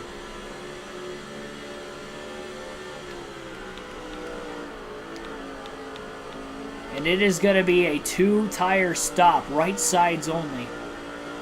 Which is going to be asking a lot out of those left side tires, but this is all in the hopes of hopefully hanging on to the lead still. Preventing Tony Stewart from leading any laps. If Stewart wasn't ahead of Dale Jr. in points, he wouldn't care as much if Tony Stewart had gotten in the lead and then just tried to run Stewart back down, but also just losing track position. It's so hard to pass the leader, whoever that is, especially when they're in clean air. Junior will stay out one more lap. Will pit at lap 195, so that'll be a 98 lap fuel stint this time. 97 on the opening run, so he went a lap further and maybe could go a couple more laps, but doesn't want to risk running out of gas. Can't lock the tires up coming into the pits because he is likely taking right sides only, so he's going to have to take care of the left sides. So you have to try not to hit that curb too many times today, which he really hasn't pretty much all day as well. Junior coming in. Does not lock the tires up. Great job getting to pit road. Right side tires only for Dale Jr. Gonna try to save time. You know what? Bold strategy here. We're gonna go no tires. Fuel only. Fuel only stop for Dale Jr. Last second call to not take tires. It looked like, and a mistake already. One of the few we've seen, and maybe it's a good reason Dale Jr. didn't take tires because they had problems trying to get that fuel can in. This is going to be a little bit longer of stop, 11.8 seconds, so really the first mistake we've seen out of the 8 team on pit road in the chase. But it is a fuel-only stop for Dale Jr. under green flag conditions at Phoenix. And he is going to hold on to the lead because of it. Even if he took right sides, he would have lost the lead with that mistake on pit road. And he's about 2 seconds right now ahead of second. But he's got about 90-plus lap older tires. So this is going to be interesting.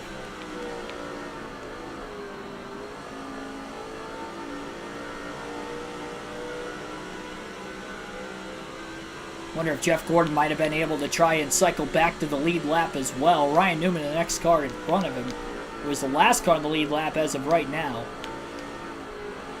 We're probably going to see some drivers short pit as soon as that window opens to the end of the race.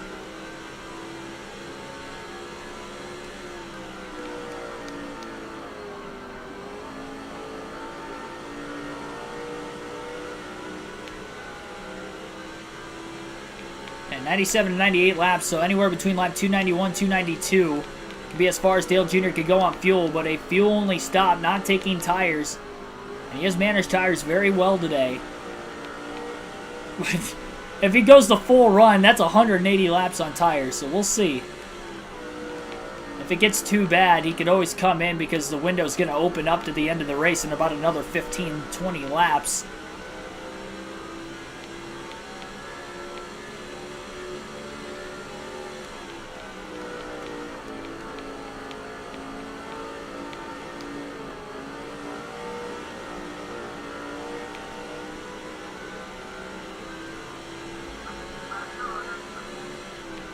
200 laps in, 200 laps led for Dale Earnhardt Jr. Trying to go wire to wire in about the clutchest way possible. 5th in points, 111 out of 1st. So you're saying there's a chance. In Dale Jr.'s eyes, that is the case. And Junior Nation has to be loving the efforts that their man has pulled off today. Bold strategy call, though, under green flag conditions. Maybe one of the boldest of the season if it pays off, and him leading every lap.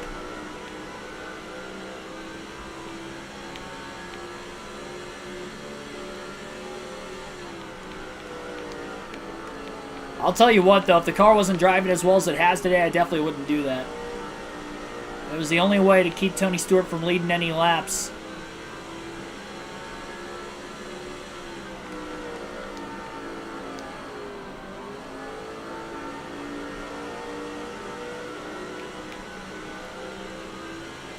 The worst thing that could happen is if we get a caution before the fuel window opens to the end of the race. Because then that would indicate Junior's going to have to restart in front of the cars on the lead lap on these older tires. You can see Ryan Newman, who's the last car on the lead lap, is definitely pulling away from him. And Tony Stewart has closed that gap by about 0.3 of a second over the course of about 8 laps. So he is quicker. It's going to be even harder to get around the lap cars because of that being the case as well, as he closes on the 176 into turns 3 and 4. Because even the lappers are still on fresher tires than him, even if they're already a lap down like the 176, who isn't even on the lead lap in the first place.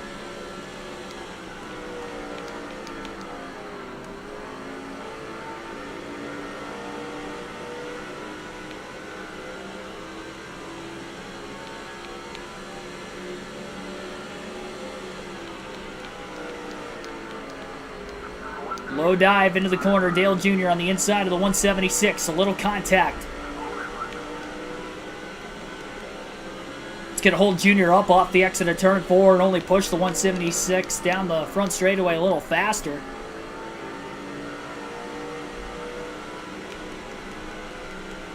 And the same thing happened off turn 2 as well.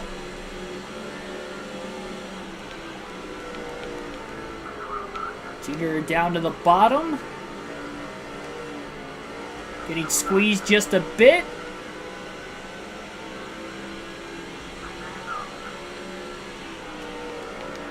Keeps it off the side of him, though, and he'll finally clear him into turn 1.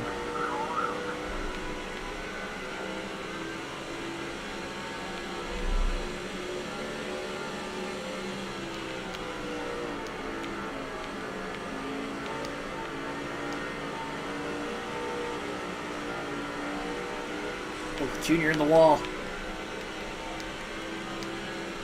That'll hurt the tires a little more as well. On the right side especially. First time he's hit the outside wall all race. With over 100 laps on these tires. Just can't blame him for making that mistake. I guess you could blame him because that was a strategy call. But in the driver's standpoint, not so much. I allowed Stewart to be about 0.4 of a second quicker than Earnhardt that last lap with that scrape into the wall off turn 4 the lap before that. Slowed his momentum and his speed down quite a bit on the front straightaway.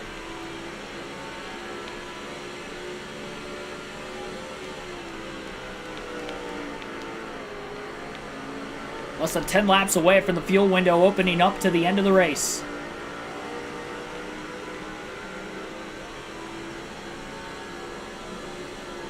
Lead under a second.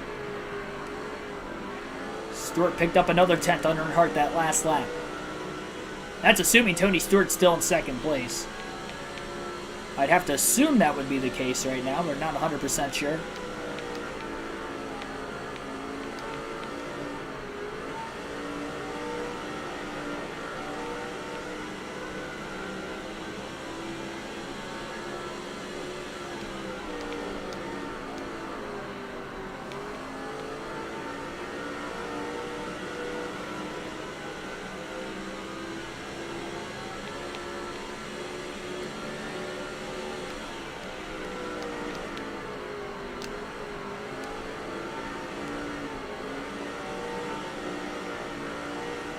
We are closing in on 100 laps to go and just a couple more circuits around this 1 mile racetrack in the desert. It's for everybody tuning in tonight. Like and subscribe for more daily NASCAR content. 23 likes currently on the stream. We are getting closer to the finish of the penultimate race tonight at Phoenix, leading up to the championship next week at Homestead. Junior with a run at turns 3 and 4, trying to get to the inside of Boris, set in the 36. He gets into him. Little contact. Second place now within a half a second of Junior, and it is Carl Edwards in second. So Carl Edwards is the driver in second place right now. Big bounce off the curb from Dale Jr.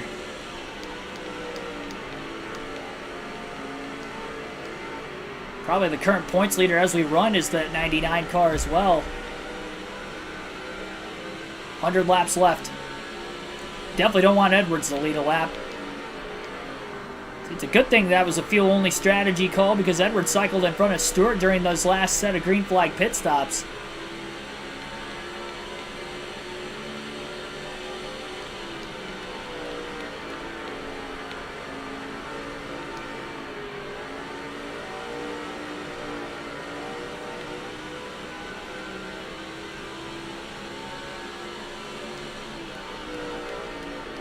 I think Jeff Gordon's still lapped down because he's right behind the 20 of Tony Stewart.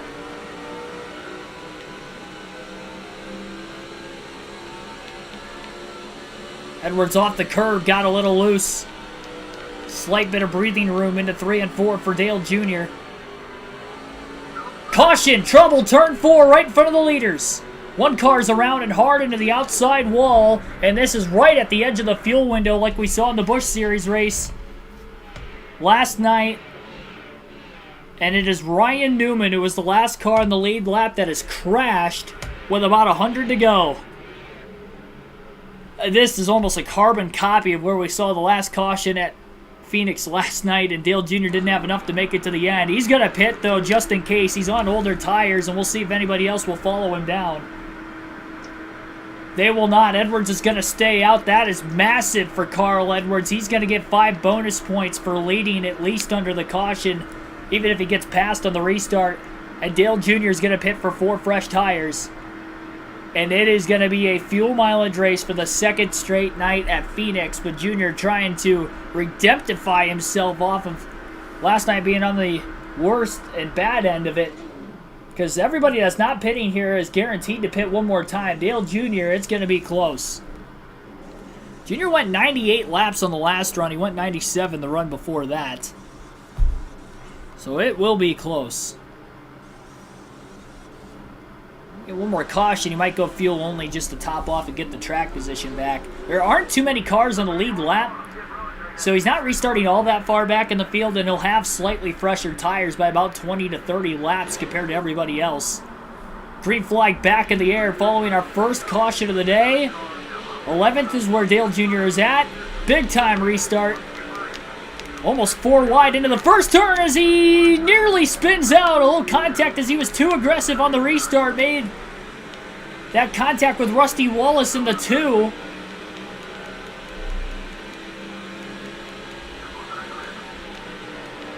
That was a tough break for Dale Jr. Great save down in the grass. And now we've got cars pitting first lap after the restart. It's going to move Jr. up 1 spot. Only 1 car in the lead lap in front of him pitted. Good for Dale. Thanks for tuning in.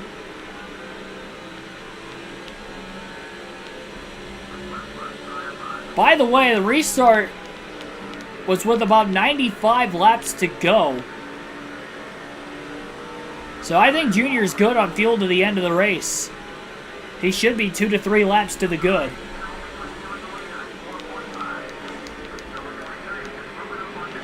So that means he's definitely not even going to think about saving if he's going to be that good on fuel to the end.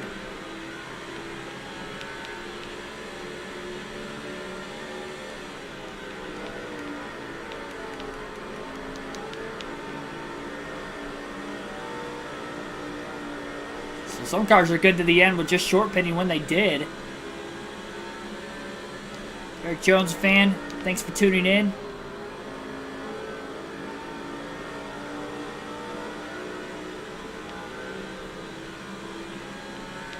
The only problem is with that strategy is that now Carl Edwards is leading laps for the first time today.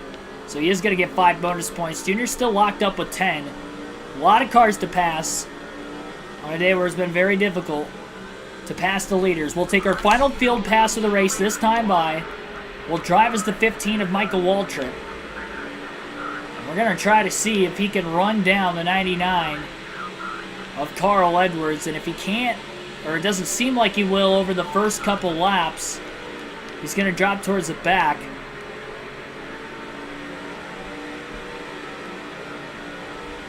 Waltrip a lap down in 16th right now. One of the first cars that are a lap down.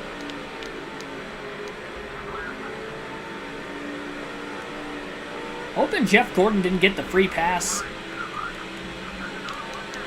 Oh, contact with Ricky Rudd. Rudd gets squeezed into the wall by McMurray back there as well. Couple passes for position on both of those cars for the 15 of Waltrip. Down on the bottom underneath Mike Bliss.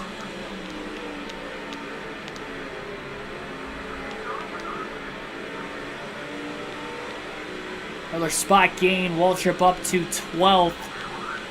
I don't think he's going to drive all the way up to the 99 in 2 laps. He's going to have to park it.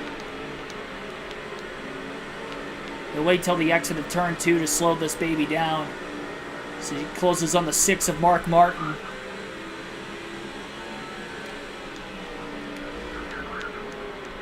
Waltrip can overrun the corner. He needs to get to the inside, so he's out of the way of the field. Sadler gets around it for position, and there we go. Waltrip slowing way up right now.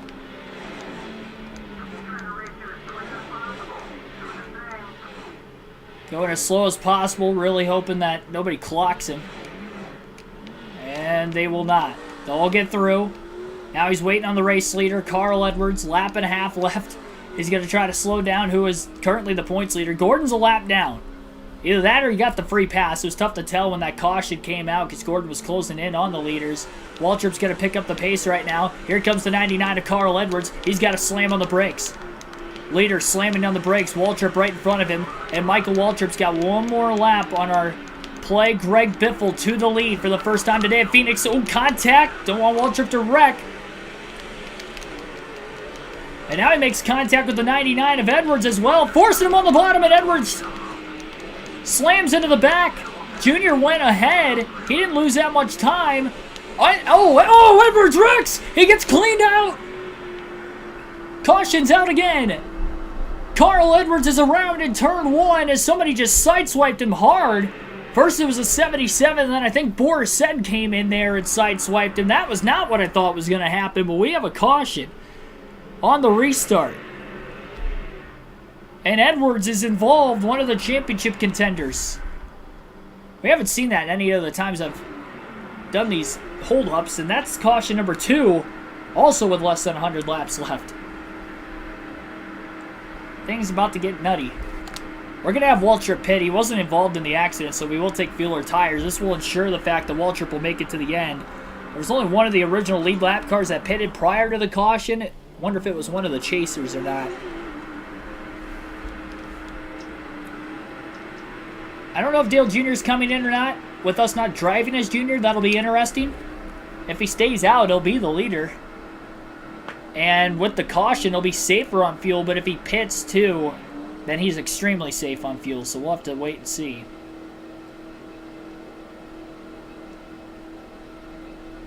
Maybe there's a chance for somebody else to potentially get to the lead during green flag pit stops. I can't switch to Junior under the caution, unfortunately. Oh, man. Problems on the 15. That's an uncontrolled tire penalty in today's NASCAR. In this NASCAR, it looks like it's just going to be a slow stop on the 15. The second DEI team we've seen have a pit stop mistake. Waltrip was already 1 lap down. And in 34th at the time of the caution. Even though he was in 12th prior to that stack up. Dale Jr. is going to be the leader, so he's the benefactor. The benefiter of that caution more than anybody else. Green flag back in the air.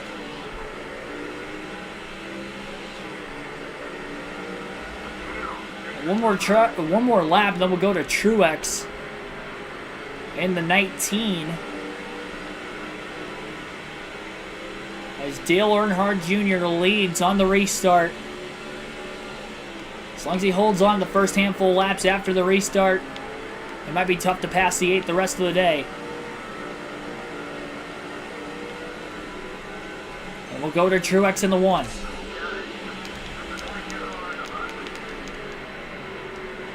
No sign of Gordon or Edwards right now.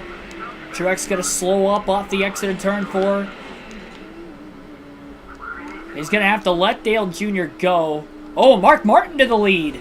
Martin hasn't won a cup race yet this season, and he's trying to win his first today in the second to last race of the year. At least it's a non-chaser that's going to get a lap let in as he gets around Dale Jr. And 3 more laps at the line with Truex. Try to get to the front straightaway before the leaders catch up. So Mark Martin in the 6 is the race leader. We'll let him go. We're going to try to let Dale Jr. go in the 8. There he goes. Got to find Edwards. And we're right in front of him. And assuming Gordon is still a lap down, which I'm not sure if he is or not, going to hold the 19 of Edwards up. Edwards into the back of the 1. He's getting upset.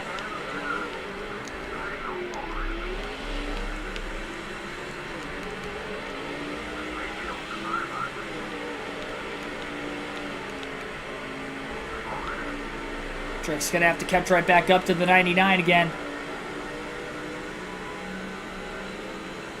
2 more laps. Popcorn-worthy finish. There you go. I don't even think Truex... Yeah, Truex doesn't even have really much of a chance to get to Edwards. For that reason, Truex is going to hold up again. We know where Edwards is at on the track now.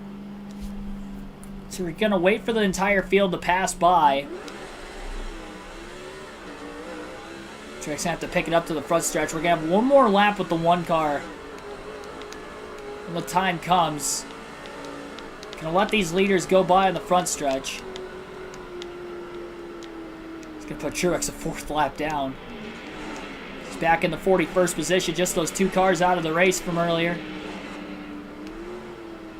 Should have thought about holding up Gordon.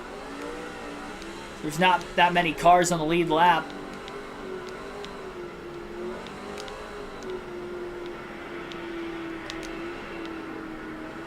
Jason Leffler, Ricky Rudd. Here comes Carl Edwards. And for about a half a lap. Oh, Marlin! He got straightened out. There was no caution. Marlin into the back of the 1.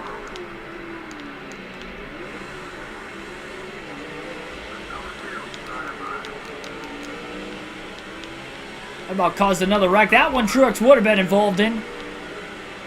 Oh, that's enough of that. We're back to Dale Jr. Rest of this race. Fell back to 3rd after the restart. Tony Stewart still has not yet led. So he's trying to get some bonus points. Meanwhile, Mark Martin is out in front. Carl Edwards more than a half a lap behind the leaders. Black flag after the 1, yeah.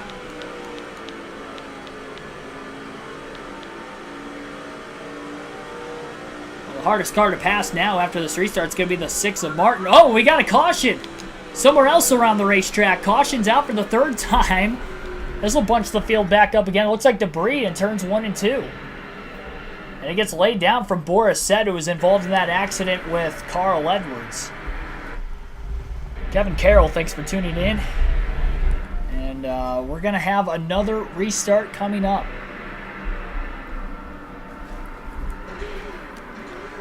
Three cautions, all with less than 100 to go all of a sudden. Chance, and a better chance at that, for drivers to try to get around Tony Stewart and Dale Jr. Or for drivers like Tony Stewart and Dale Jr. to get around Martin potentially. Lap cars on the inside of the lead lap cars again. Here we go. Green flag back in the air. Jr. going up the middle. Moving Stewart up out of the groove. To get to second lap cars on the inside of Mark Martin. There's going to be an opening for Dale Jr. into turn 3 to try to get to the lead. Down to the bottom of the racetrack. 3 wide. Martin in the middle, but he's got nowhere to go with Vickers a lap down on the outside, and Dale Jr. leads again at Phoenix with just 69 laps to go. Now trying to get to the clean air before anybody else as he gets to the inside of Kyle Busch. Little contact with the 5. And Junior's clear into 3 and 4.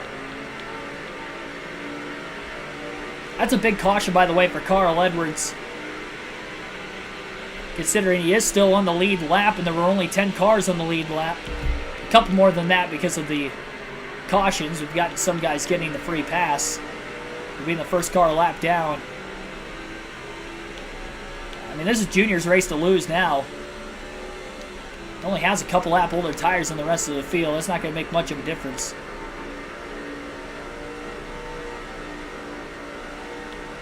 And now the clean air advantage. Mark Martin was able to get around the lap cars and remain in second place.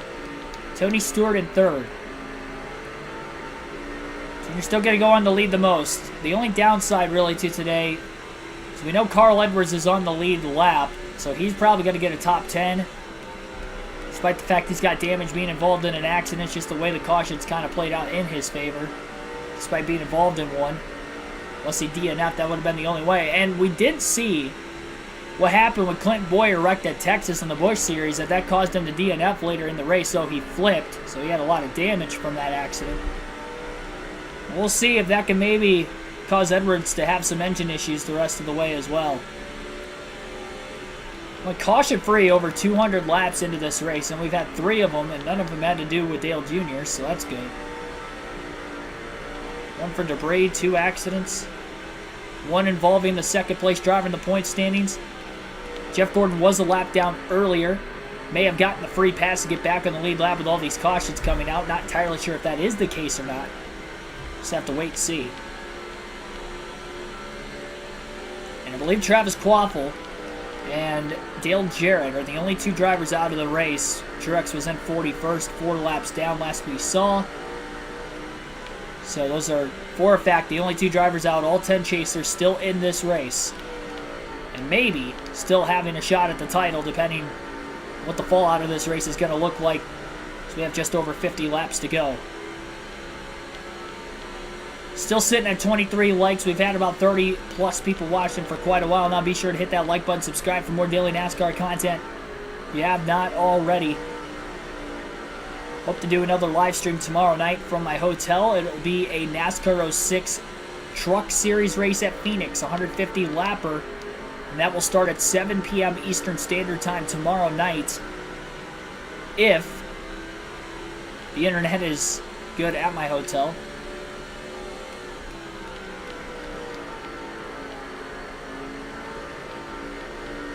I plan on doing that Truck Series race if it is capable. I'll keep you guys posted in the community tab whether or not I will be able to or not.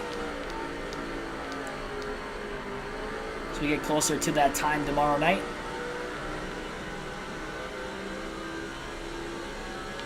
We're on the road to the Kansas Speedway, so you can definitely plan on there being a race highlight video from the grandstand Sunday night after the race as well.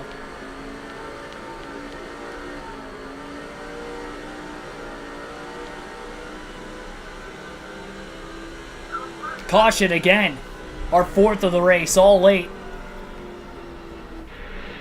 Oh, another accident. Elliott Sadler involved. Kyle Busch. Brian Vickers. Sadler losing control. Michael Waltrip involved. This is the bigger wreck we've had so far tonight. Sadler just lost it in the middle of the corner in front of probably half the field. And nowhere to go for some other cars off the exit. So, another caution late in this race. We're going to stack them up again. Junior got to the lead on the last restart. He'll have the lappers underneath him, and hopefully he can get off to another good restart this time around. So we're going to go back to green flag racing. Just less than 50 laps to go at Phoenix. Less than 60 to go. Rod down to the bottom. Junior a bit wide. Mark Martin trying to find a way to get underneath the 8 of Dale Jr. maybe 3 wide. Tough to tell for sure. It is 3 wide. A little contact between the 6 and the 8. Junior getting a bit air loose as he cuts hard down into the corner to get to the inside of the racetrack and get to the lead. Rudd in the wall, trouble. Kyle Busch is around on the front stretch. We're going to have another late yellow. Ricky Rudd bounced into the wall, and then Kyle Busch and him made contact. And Busch goes into the inside wall, only really clipped the left rear quarter panel. He mostly saved it. I thought he was going to go head on for a second, then come back across the track, but just clipped the left rear. That's the second straight caution Busch has been involved in because he was back right around Sadler when he spun out. Another late yellow. Junior luckily was barely ahead of it all. But another restart he's going to have to try to survive with just north of 50 laps remaining at Phoenix. 5 cautions all in these last 100 laps. Green flag back in the air again. Another restart. Oh, jeez. Body slam on Busch to get down to the bottom and clear of everything going into turns 1 and 2. Junior's not playing around. Caution again off of turn 2 and likely debris. Oh my goodness. 6 yellows now. And it's more debris off Boris said. I think that time might have been his hood that came off. Yep. That was still from that Edwards accident, which was the second caution of the day. Somebody at the rear of the field ran it over. I think it was Ricky Rudd who got the free pass in the last yellow, despite bouncing off the wall, which caused Busch to spin out in a stack up. And we'll try it again. So Kyle Busch should get the free pass that time, I would think, either him or Vickers. And also, Rusty Wallace did get back in the lead lap prior to that last caution coming out without having to get the free pass. Green flag back in the air was Vickers who got the free pass, not Kyle Busch. Back to racing again. Busch is going to have to try it a third time. Junior got the launch. He got down in front of Busch cleanly, though, that time. Great restart for Earnhardt. Probably his best of the race so far.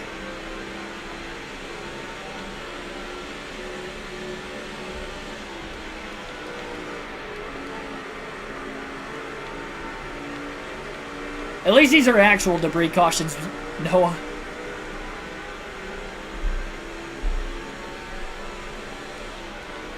We can physically see the debris. NASCAR Cup Series 2311 Racing, thanks for tuning in. Will this be the final restart? With about 50 to go at the time of the restart.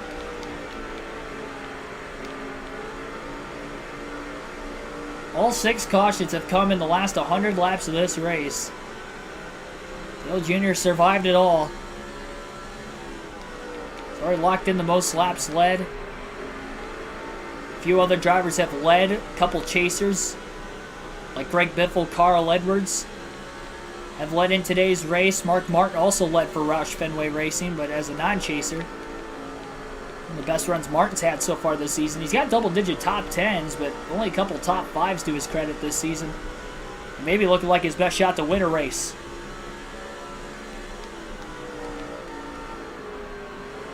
Everybody else at Roush Fenway Racing has won at least one race this year, except for Mark Martin. He was the only one not to make the chase of the 5. Biffle's only win in the Daytona 500. Kenseth, Kurt Busch each have 2, and rookie Carl Edwards was 6. And second in points coming into the race today for winning the regular season championship as well earlier in the year. We're actually kind of lucky that this is a chase/playoff format, because if it wasn't, I don't think I'd have a title shot going into Homestead, considering I was 4th in the regular season standings. Edwards was the leader, and he's second in points, only 19 behind Gordon. We would probably be over a full race out of points if it was a full season points format for the Cup Series, but that's not the case. Although next season it will be, so we're going to have to be a little bit more consistent than what we were this year. We were pretty consistent. 13.3 average finish on the season so far for Dale Jr. It's not shabby. Maybe not championship caliber necessarily, but again, that can go up, especially if he wins these final 2 races. Maybe get down below a 12 average finish. I know in the Busch Series out of 11.7 average finish, and then in the Truck Series it's like a 10.3. It's a tight Busch Series championship lead, and in the Trucks I'm not even leading in points with a 10.3 average finish. Tells you how good of a season Ricky Craven and Brandon Witt are having. How many points does Dale Jr. have? Not the exact amount, I don't know, but as far as his gap coming into the night, we were 111 out. If he wins this race, it will be a max points day because he's led by far the most laps with well over 200 led up to this point already, which would be 190 points. Edwards got in an accident earlier. Looks like Ryan Newman's rallied from a spin, which was the first caution, which started bringing out the string of yellows.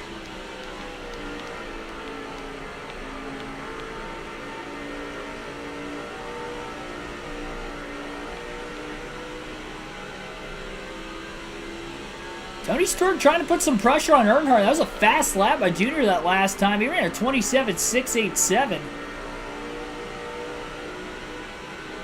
But it's going to be so hard for Stewart to get around Earnhardt without any help from lap traffic anymore in this race. He's going to need to get around him a couple laps within a restart.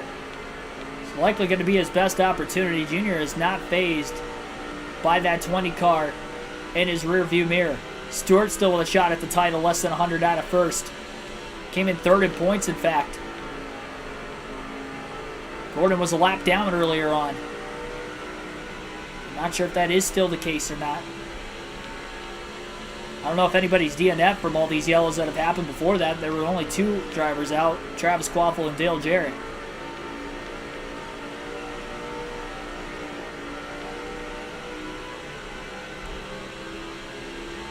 No more different camera angles, no more field passes in today's race. 40 laps to go. And 40 more miles separating Dale Jr. from his 15th win of the season. And his 4th win of the chase.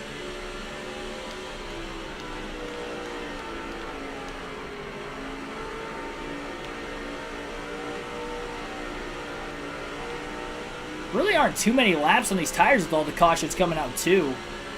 Dale Jr.'s usually, at least throughout this race, seems like he pulls away the older the tires get on the longer run.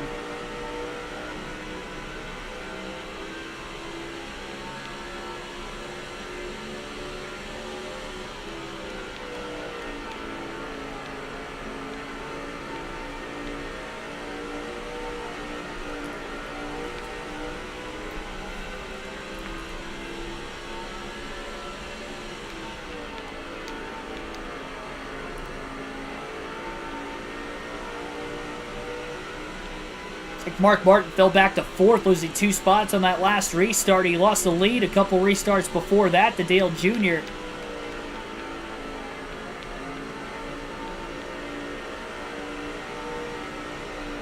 Going a bit wide this time. Kept it off the wall though. Still gets a decent corner exit speed. Pulls down in front of Stewart. And no chance for Tony to get around there.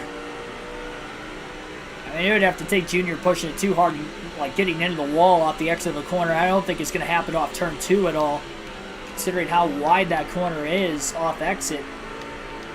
Stewart giving up the bottom lane. Ryan Newman may get underneath him. Not quite, but Stewart does lose a little bit of ground. He was just trying to get some clean air, I believe, on the nose. So he gets back down to the bottom on that yellow line, and now Newman's going to be the car going wide. Some contact out of the rearview mirror.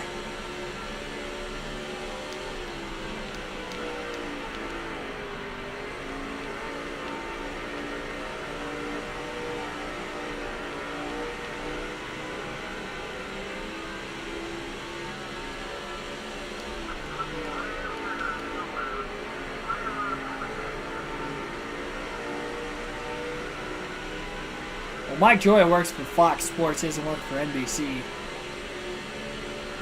It's not like Mike Joy got demoted.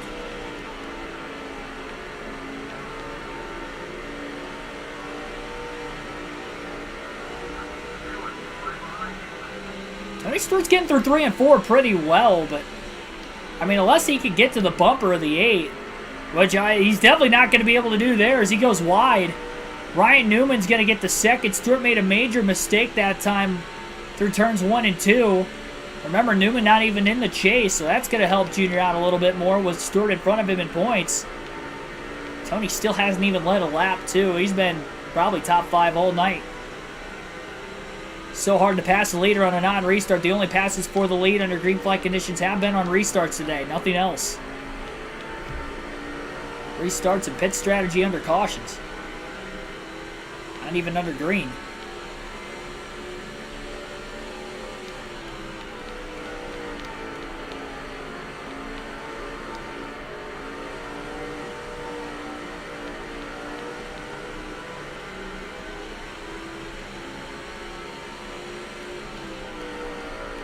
(33, 32 now laps to go.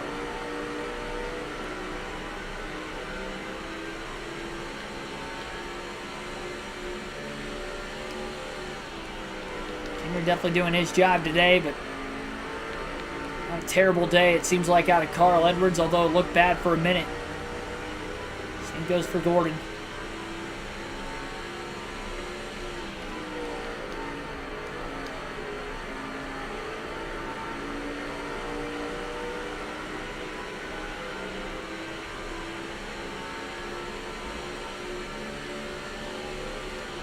Ryan Newman going to try to put some pressure on Dale Jr. now.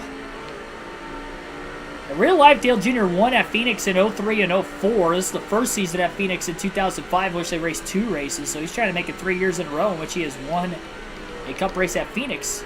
You rewrite history with this one. Actually, we won the spring race, so in technicality, it would be 4 straight Phoenix wins for Dale Jr. Rewriting history in this 05 season.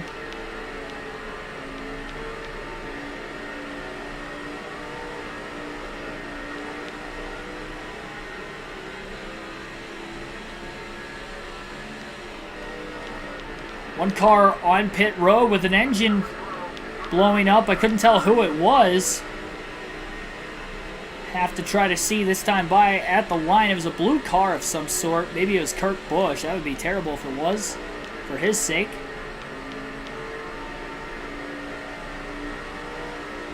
Try to see in turns 1 and 2 this time. They're also pitted towards the end of pit lane. I can't tell who that is. A blue car of some sort is DNF. There's quite a few blue cars in the field.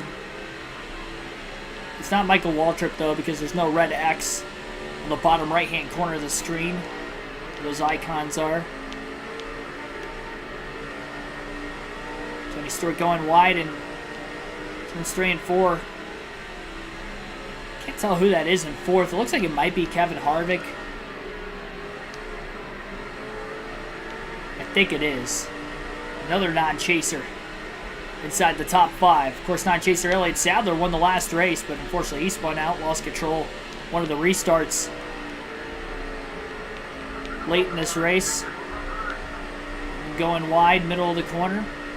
Obviously, Mark Martin's up here. The only 2 chase drivers inside the top 5 are Tony Stewart in 3rd and Dale Jr. in 5th, or 1st rather. With Martin being in 5th as well.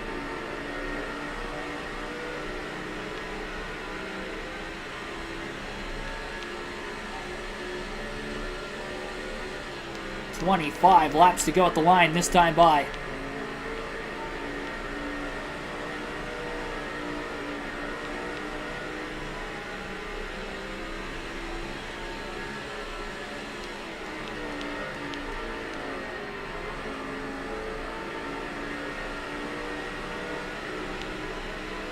Stewart's in 3rd. Newman closing through 1 and 2 that last time. They're going to have to make contact with Dale Jr. if they're going to want a shot of getting around him. Newman goes wide in 3 and 4. He's going to lose all the time he would have gained and then some through 1 and 2 on that last lap.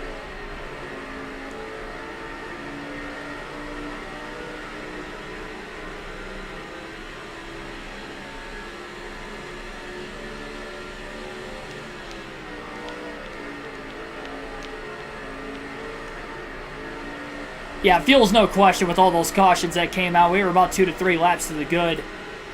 And then we had, what, 5 cautions? Or 4, technically, because we pitted during the second yellow. Or no, it was the first yellow we pitted. Yeah, it was that first caution we pitted. So we've had 5 yellows since then. So we're probably double-digit laps to the good on fuel now.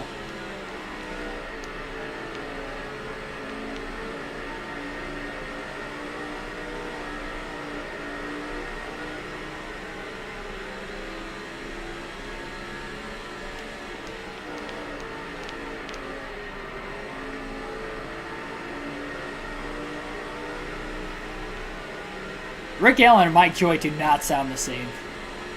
Their voices are so distinctly different. Rick Allen's voice is way deeper than Mike Joy's.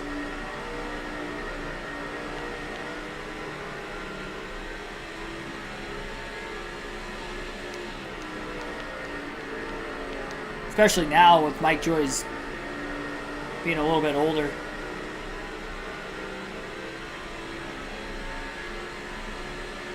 As you get older, your voice tends to go higher up in pitch.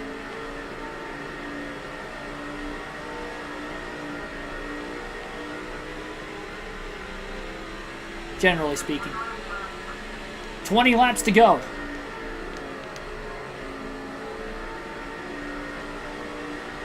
Oh yeah, we're plenty good on gas. Not even a question anymore. That question's been retired about 5 cautions ago.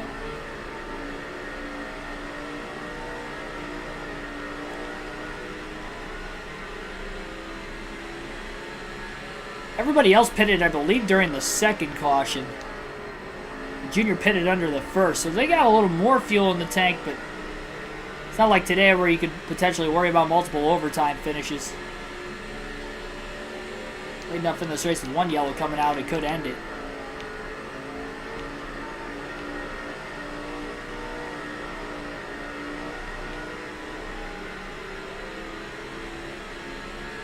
You know, Junior's going to make this thing wide.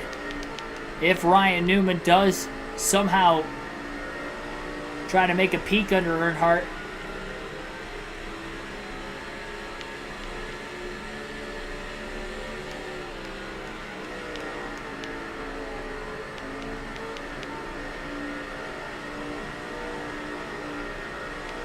And will this race continue to stay green all the way to its conclusion? All 6 of those cautions came out in about a 50-lap stretch. We do have a slow car in the backstretch right now who has blown a motor. We'll see if they can make it onto pit road. Hopefully they can without an accident happening. And it is chaser Bobby Labonte.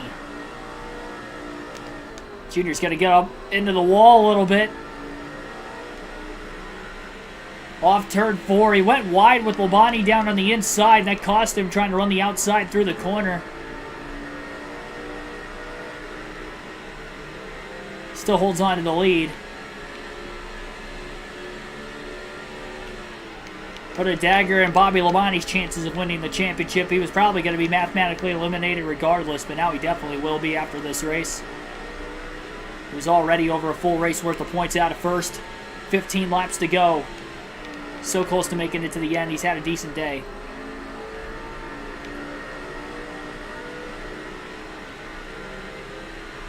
That's going to likely put him last of the 10 chase drivers in the point standings as well. He did come in as the number 10 seed. Didn't have a great start to the chase, but picked things up in the middle races. Unfortunately, has an engine failure again tonight. Not the first DNF he has had so far in these last 10 races. 13 to go this time by for Earnhardt as he continues to lead on Ryan Newman.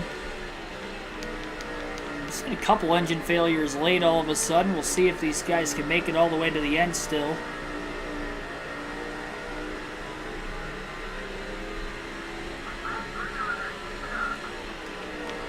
Will be 300 laps complete this time by. 25 likes on the stream. Be sure to hit that like button, subscribe for more daily NASCAR content if you haven't already.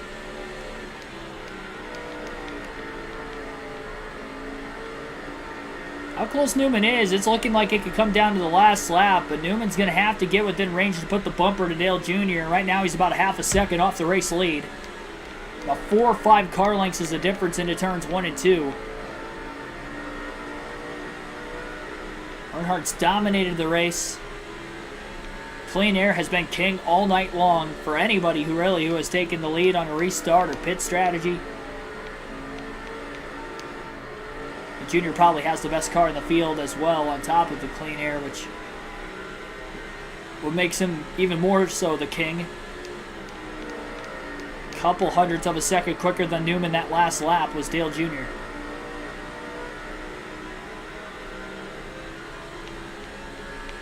Junior's only gotten into the outside wall maybe 2 or 3 times all night. Quarter tank of fuel left to the end again, though Junior is plenty good to the finish, as is everybody else on fuel.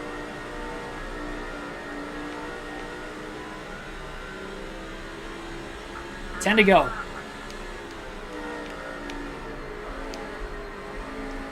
Caution comes out now, or any later in the race that results in a restart. All the lap cars will be on the inside of the lead lap cars. May give a little bit more of an opening shot for, say, Newman, if he's still in second place, to get a run on Earnhardt going into that first turn. 9 laps left.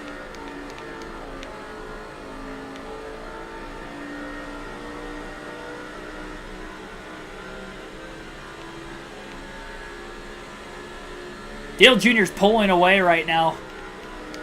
Lap after lap, he has been quicker than Newman for about the last 4 or 5 laps. 8 laps to go now for Dale Earnhardt Jr. and Junior Nation is going to be loud and proud. As Dale Jr. is on his way to potentially winning his 15th race of the season and closing that championship battle even more going into Homestead, which again is the season finale.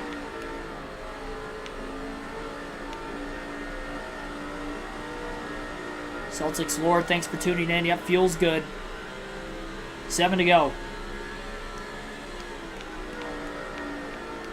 Junior's not going to be catching any lap cars. He struggled in lap traffic today, but kind of knew off that last restart it was going to be pretty tough to catch them for the end of the race. And it's definitely not going to be possible now that we've got closer to the end.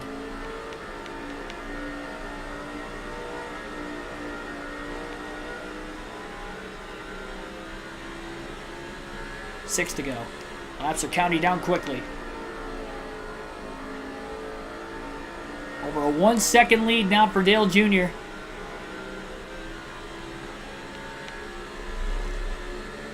A big bounce off the curb. The top 7 had a shot to take the points lead going into this race today. Of those 7, I believe they're all still in the race. Question mark on who that blue car is that blew an engine last 50 laps. Junior's definitely going to have a shot going into Homestead. 4 to go this time by. You know, if we get to the white flag, there's no cautions on the final lap.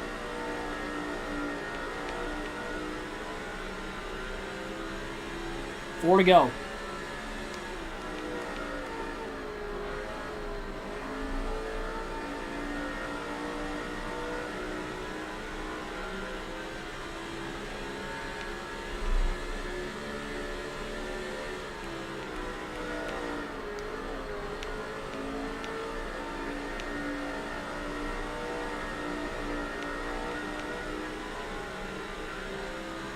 Three to go now.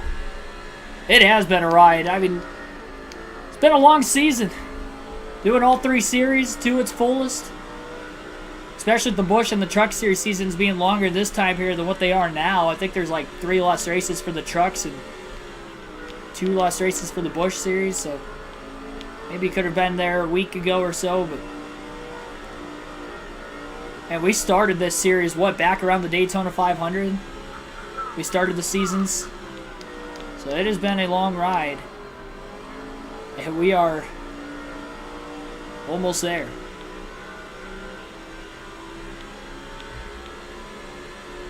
That's what makes these seasons all the more dramatic. How long they are and how long it takes for things to transpire. Off turn 4 this time by. The white flag is going to be waving 1 lap to go for Dale Earnhardt Jr. 1.6 second lead, no pressure on this final lap. Not going to catch any lap traffic. It is clean air, clean behind him. Just kind of hoping Newman hangs on to second with Tony Stewart right behind him right now. Points on the line for Stewart. 5 more if he can get around the 12. The 12 is not a chase driver. Junior hoping he can hold on. All the worries out of the rear view, nothing in front. Checker flag in the air. 15th win of the season, 4th of the chase. As Dale Jr. is going to win the Checker Auto Parts 500 at Phoenix. What a season. But still has work to do to get the championship.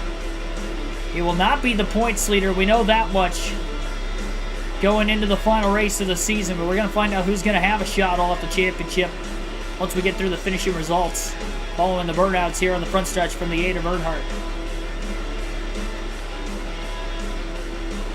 Hendrick fans, thanks for tuning in.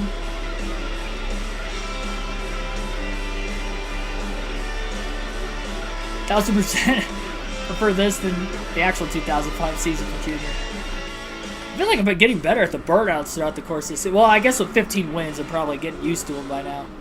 All right, well, Jeff Gordon came back from a lap down to get a top 10. That's good for him. Carl Edwards with a spin also came back to finish in the top 10. Dale Jr. led 288 laps out of 312 today, though. He did about as good as you possibly could ask for. 2 hours, 46 minutes total time of the race today with 6 cautions for 18 caution laps, 9 lead changes, but none under actual green flag racing outside of restarts within the first couple laps of a restart. Those are really the only time we saw lead changes, as well as during the caution flag, with some drivers pitting from the lead and some drivers not. That's how 2 of the lead changes happened. 1.7 seconds was the margin of victory at the end. 112.42 miles an hour was the average race speed. Max point stand for Dale Jr. Ryan Newman didn't lead a lap, finished second. Tony Stewart, I guess, got 1 lap led in. I don't remember him leading. He must have led during caution. One of the cautions, maybe? I don't know. Whatever the case is, Tony Stewart got 1 lap led. 1 lap led in. That's 5 bonus points. That's big for him. Coming in third in points. Finishing third. Kevin Harvick ends up fourth. Mark Martin, 11 laps led late. Rounded out the top 5. Greg Biffle in sixth. Led a couple laps under a restart. Mike Bliss ends up finishing in 7th. Solid top 10 for Bliss. Carl Edwards led 10 laps today. Jeff Gordon did not lead a lap. Finished 9th. Edwards 8th. Leading 10 laps, that's 5 bonus points for Edwards. So I think Gordon's still going to have the points lead, but it's going to be even tighter than the 19 points that Gordon came in behind Edwards. Edwards going to get 4 more points for his race finish, and then he's going to get 5 bonus points as well. So I believe, if I do my math correctly, I believe Jeff Gordon's going to be just 10 points ahead of Carl Edwards going into Homestead. Case Kane rounds out the top 10, solid run for him as well. Take a look at the other chase drivers who finished outside the top 10 today. I'm not sure if that's Kurt or Kyle Busch. Probably Kurt Busch. Well, then again, Kyle was towards the front of the field. I'm not entirely sure, but whether it was Kurt or Kyle, if it was Kurt, finished 12th. Jimmy Johnson ended up 14th. Not a great run for him today. Came in 6th in points. The other Busch ended up 20th, 1 lap down. No, Kyle was a lap down late. I don't know if he still finished there or not. Guess we'll know based off the point standings if Kurt Busch falls back a lot more. Michael Waltrip finishes 25th, 2 laps down today. That was one of our teammates. Martin Truex Jr. sacrificed himself today as well, as Michael Waltrip. Truex ends up 39th. And the drivers who all blew an engine in this race today, Bobby Labonte, who was a chase driver, ended up finishing 4th. He will not make it to Homestead with a shot at the championship. Jason Leffler ends up finishing 41st. Oh, wow, Matt Kenseth blew an engine today. I thought it was Travis Kvapil, but I guess it was Kenseth that blew an engine at lap 136. And remember, he came in 4th in points, so definitely that's one driver Dale Jr. is already ahead of, even without winning and leading the most laps. Dale Jarrett ends up finishing last. We knew he blew an engine, but yeah, Matt Kenseth, Bobby Labonte, both DNF, and that might take Kenseth out of a shot of winning the title as well. No 8 wide. No, not tonight. We actually only saw 3 wide, what, like 2-3 times maybe? Guess Eric's favorite driver ain't going to Miami. Yeah, it doesn't look like it. He was only like 90-something out, but I don't think he's going to have a shot mathematically. Have to be within 156 points going into Homestead to mathematically have a shot at the championship still. If not, you will be eliminated. And we're about to find out who all mathematically has a shot here.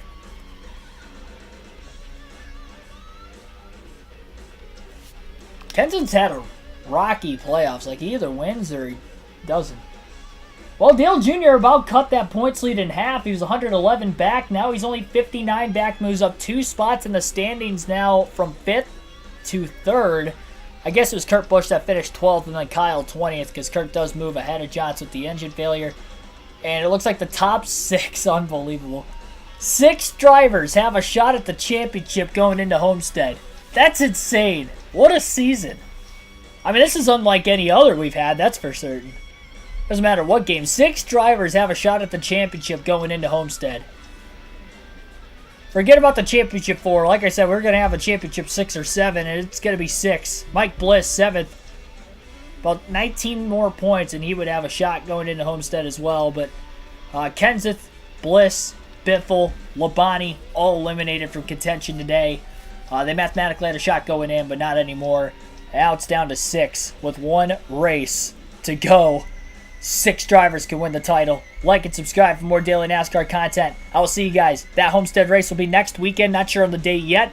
I will have the community tab streaming schedule up for next week when next week happens. As far as this week goes, be sure to tune in tomorrow night, 7 p.m. Eastern Standard Time, NASCAR 06 Truck Series Racing at Phoenix. Penultimate race there. 4 drivers, all within 100 points of the points lead going into that one. That's a season-long points format. This is a chase, so it kind of condensed everybody would tend to go, but that season-long points format, 4 drivers within 100 points of each other going into the final 2 races of the season. And then no stream Saturday night. Sunday, depending on what time I get back to the hotel following the race, there may be a NASCAR 06 stream there as well. And again, I will keep you updated in the community tab on if tonight's stream is still, or tomorrow night's stream is still a go. It'll all depend on what the internet's like at my hotel, because obviously I won't know till I get there. But the plan is to stream at 7 tomorrow night. If I do not, it's because I don't think the internet's capable of having a stream in which there's not a lot of lag. Because if it is going to be that case, I don't want to run that race, especially this late in the season. Such an important race with, you guys having the stream cut in and out every 5 seconds. So I wouldn't want that on you guys regardless of the fact, but especially late in the season. Thanks for everybody tuning in. Appreciate your support as always. Road to becoming a NASCAR commentator for future real NASCAR races down the road. And on the road to 4,000 subs right now, as we just hit over 3,000 just a couple weeks ago. Thank you, everybody. Appreciate the support as always. See you guys, hopefully, tomorrow night.